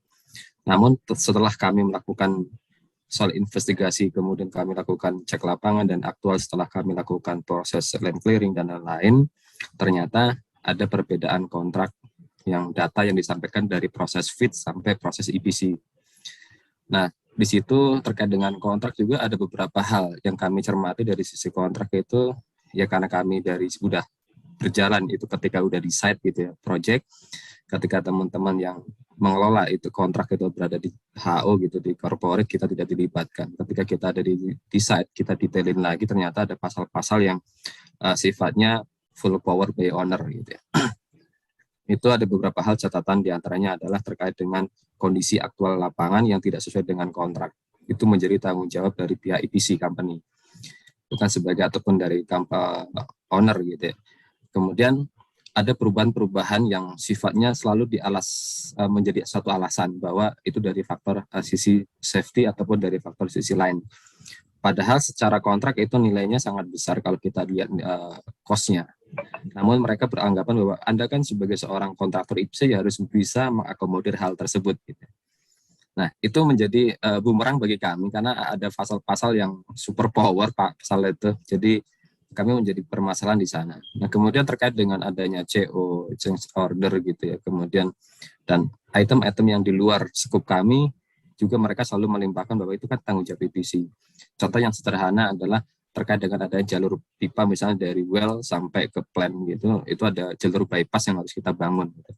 Padahal secara drawing kita nggak ada, tapi mereka memaksa harus ada. Gitu. Padahal secara drawing juga sudah di-approve tidak menggunakan bypass. Tapi aktualnya mereka kita minta SI, mereka tidak mau, alasannya bahwa itu faktor safety ketika nanti terjadi emergency gitu. Nah, pertanyaannya adalah bagaimana kami sebagai EPC kontraktor gitu ya terkait dengan hal-hal tersebut. Mohon penjelasannya, demikian Pak. Oke. Short answer ya. Sebetulnya ini juga bakal dijawab nih di sesi 6. Tapi intinya gini Pak, kalau terjadi dispute atau sebetulnya balik lagi lah, ketika kita menyelesaikan suatu taktik, mendefinisikan suatu taktik ya, makanya saya bilang di situ bahwa term and condition itu harus fair dan harus juga mengalokasikan resiko kepada pihak yang bisa menanggung resiko tersebut dengan baik. Contohnya nih kayak soil investigation atau terutama soil investigation ya, ataupun juga fit. Kalau soil investigation itu kalau di kontrak itu terutama untuk EPC Bapak harusnya punya definisi berbeda mengenai rely upon information dan technical information. Rely upon information itu adalah informasi yang kontraktor akan mengambil informasi tersebut tanpa bertanya apakah benar atau tidak. Technical information itu adalah informasi di mana informasi diberikan oleh company ke kontraktor. Kontraktor harus bisa memverifikasi informasi tersebut, kebenarannya atau kesalahannya. Kemudian kalaupun salah, dia harus langsung melaporkan kepada company pada saat itu juga. Mungkin biasa dikasih waktu I don't know, 2 mingguan untuk bisa menyelesaikan verifikasi tersebutnya. Nah, kalau data soil investigation itu part of our rely upon information, maka ketika kita kontraktor melakukan data soil investigation dan datanya berbeda, ini data ya bukan interpretasi ya. Kalau interpretasi biasanya nggak akan masuk RUI. Kalau datanya beda dan melakukan interpretasi yang berbeda, nah itu seharusnya sih bisa jadi foundation untuk change order ya. Nah, sekarang pertanyaan adalah, ini change order-nya di kontrak owner one-sided lah. Sebetulnya sih ada beberapa banyak cara sih Pak, dari yang baik-baik, maksudnya diskusi dengan owner, berbagi masalah, keluh kesah, segala macam, bahwa untuk menemukan resolusi bersama gitu ya, karena the success of this project itu adalah sukses bersama at the end of the day kan. Nah itu bisa dari situ. Yang kedua, kalau emang nggak bisa diajak ngomong, kan di kontrak pasti ada yang namanya dispute resolution. Nah itu bisa kita gunakan tuh dispute resolution. Apakah gimana mekanismenya? Apakah akan di escalation ke sponsor level, ke CEO level, atau bahkan langsung lari ke arbitrasi? Ya silakan aja sih, tapi kan tergantung lagi berapa banyak cost-nya, apakah make sense untuk itu apa enggak. Nah, intinya adalah dispute itu sesuatu yang harus diselesaikan bersama-sama. Kalau bisa sih dan kalau bisa dialokasikan berdasarkan kontrak yang ada. Nah, kalau emang kontraknya one-sided, susah juga sih Pak untuk bisa keluar dari kontrak tersebut menurut saya ya.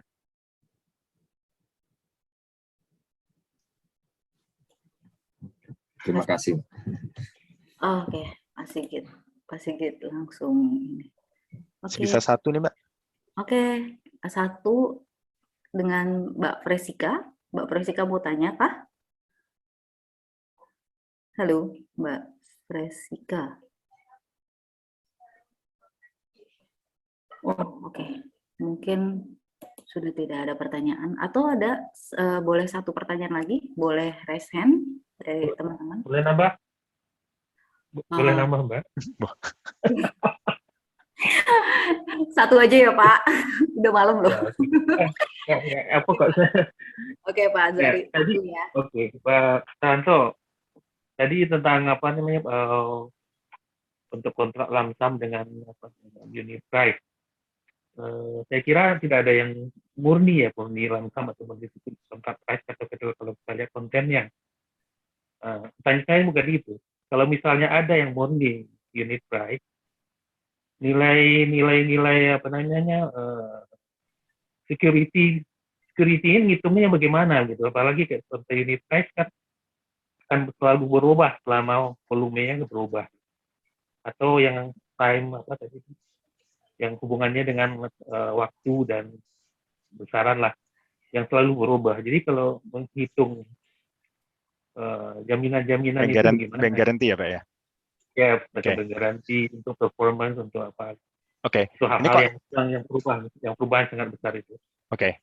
Kalau konteksnya Satu Pak, satu lagi. Satu ya. Pak, sorry Pak Azari, sorry Pak. Ini kebetulan mungkin Mbak Fresika juga mau nanya. Jadi saya batasi saja Bapak sampai di pertanyaan ini. Nanti kalau misalnya memang maksudnya masih mengganjal, Bapak bisa hubungin saya. Nanti kita jawab sama Pak Putranto ya. Oke, Pak. Terima kasih. Saya jawab ya Pak Azari quickly, nanti Fresika akan tanya juga.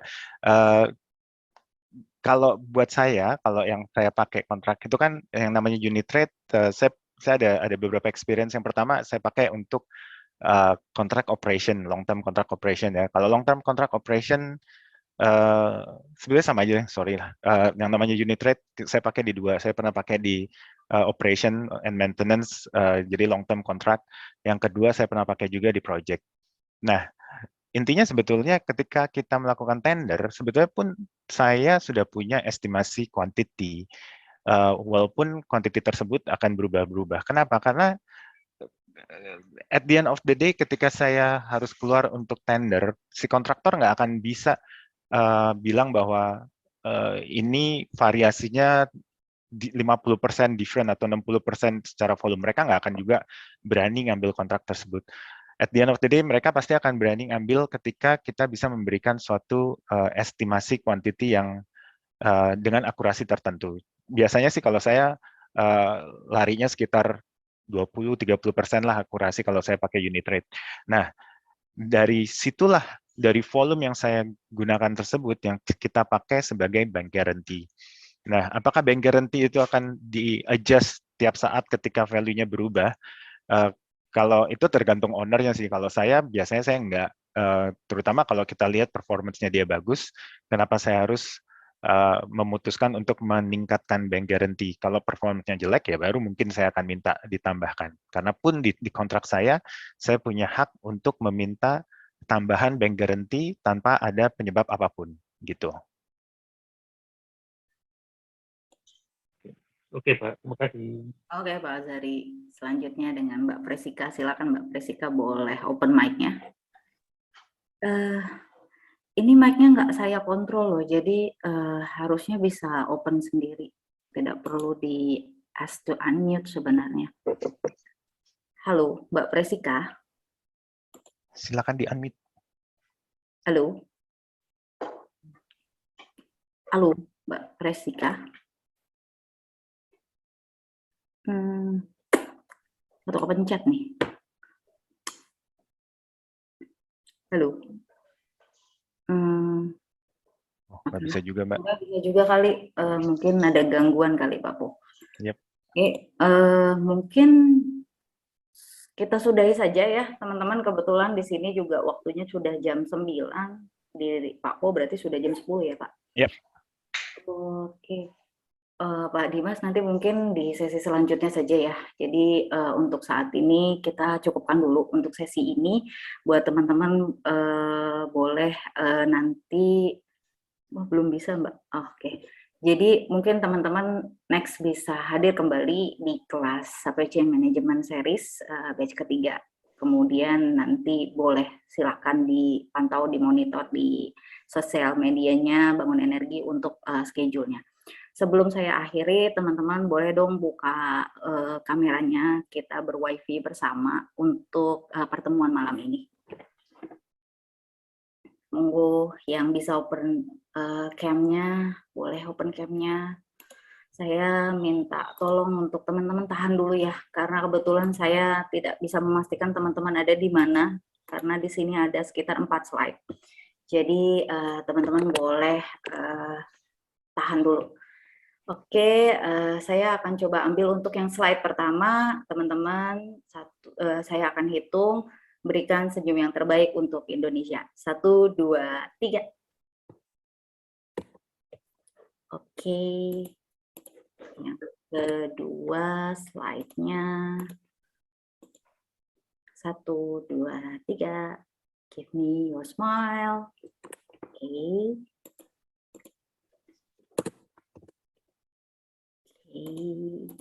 Selanjutnya slide ketiga.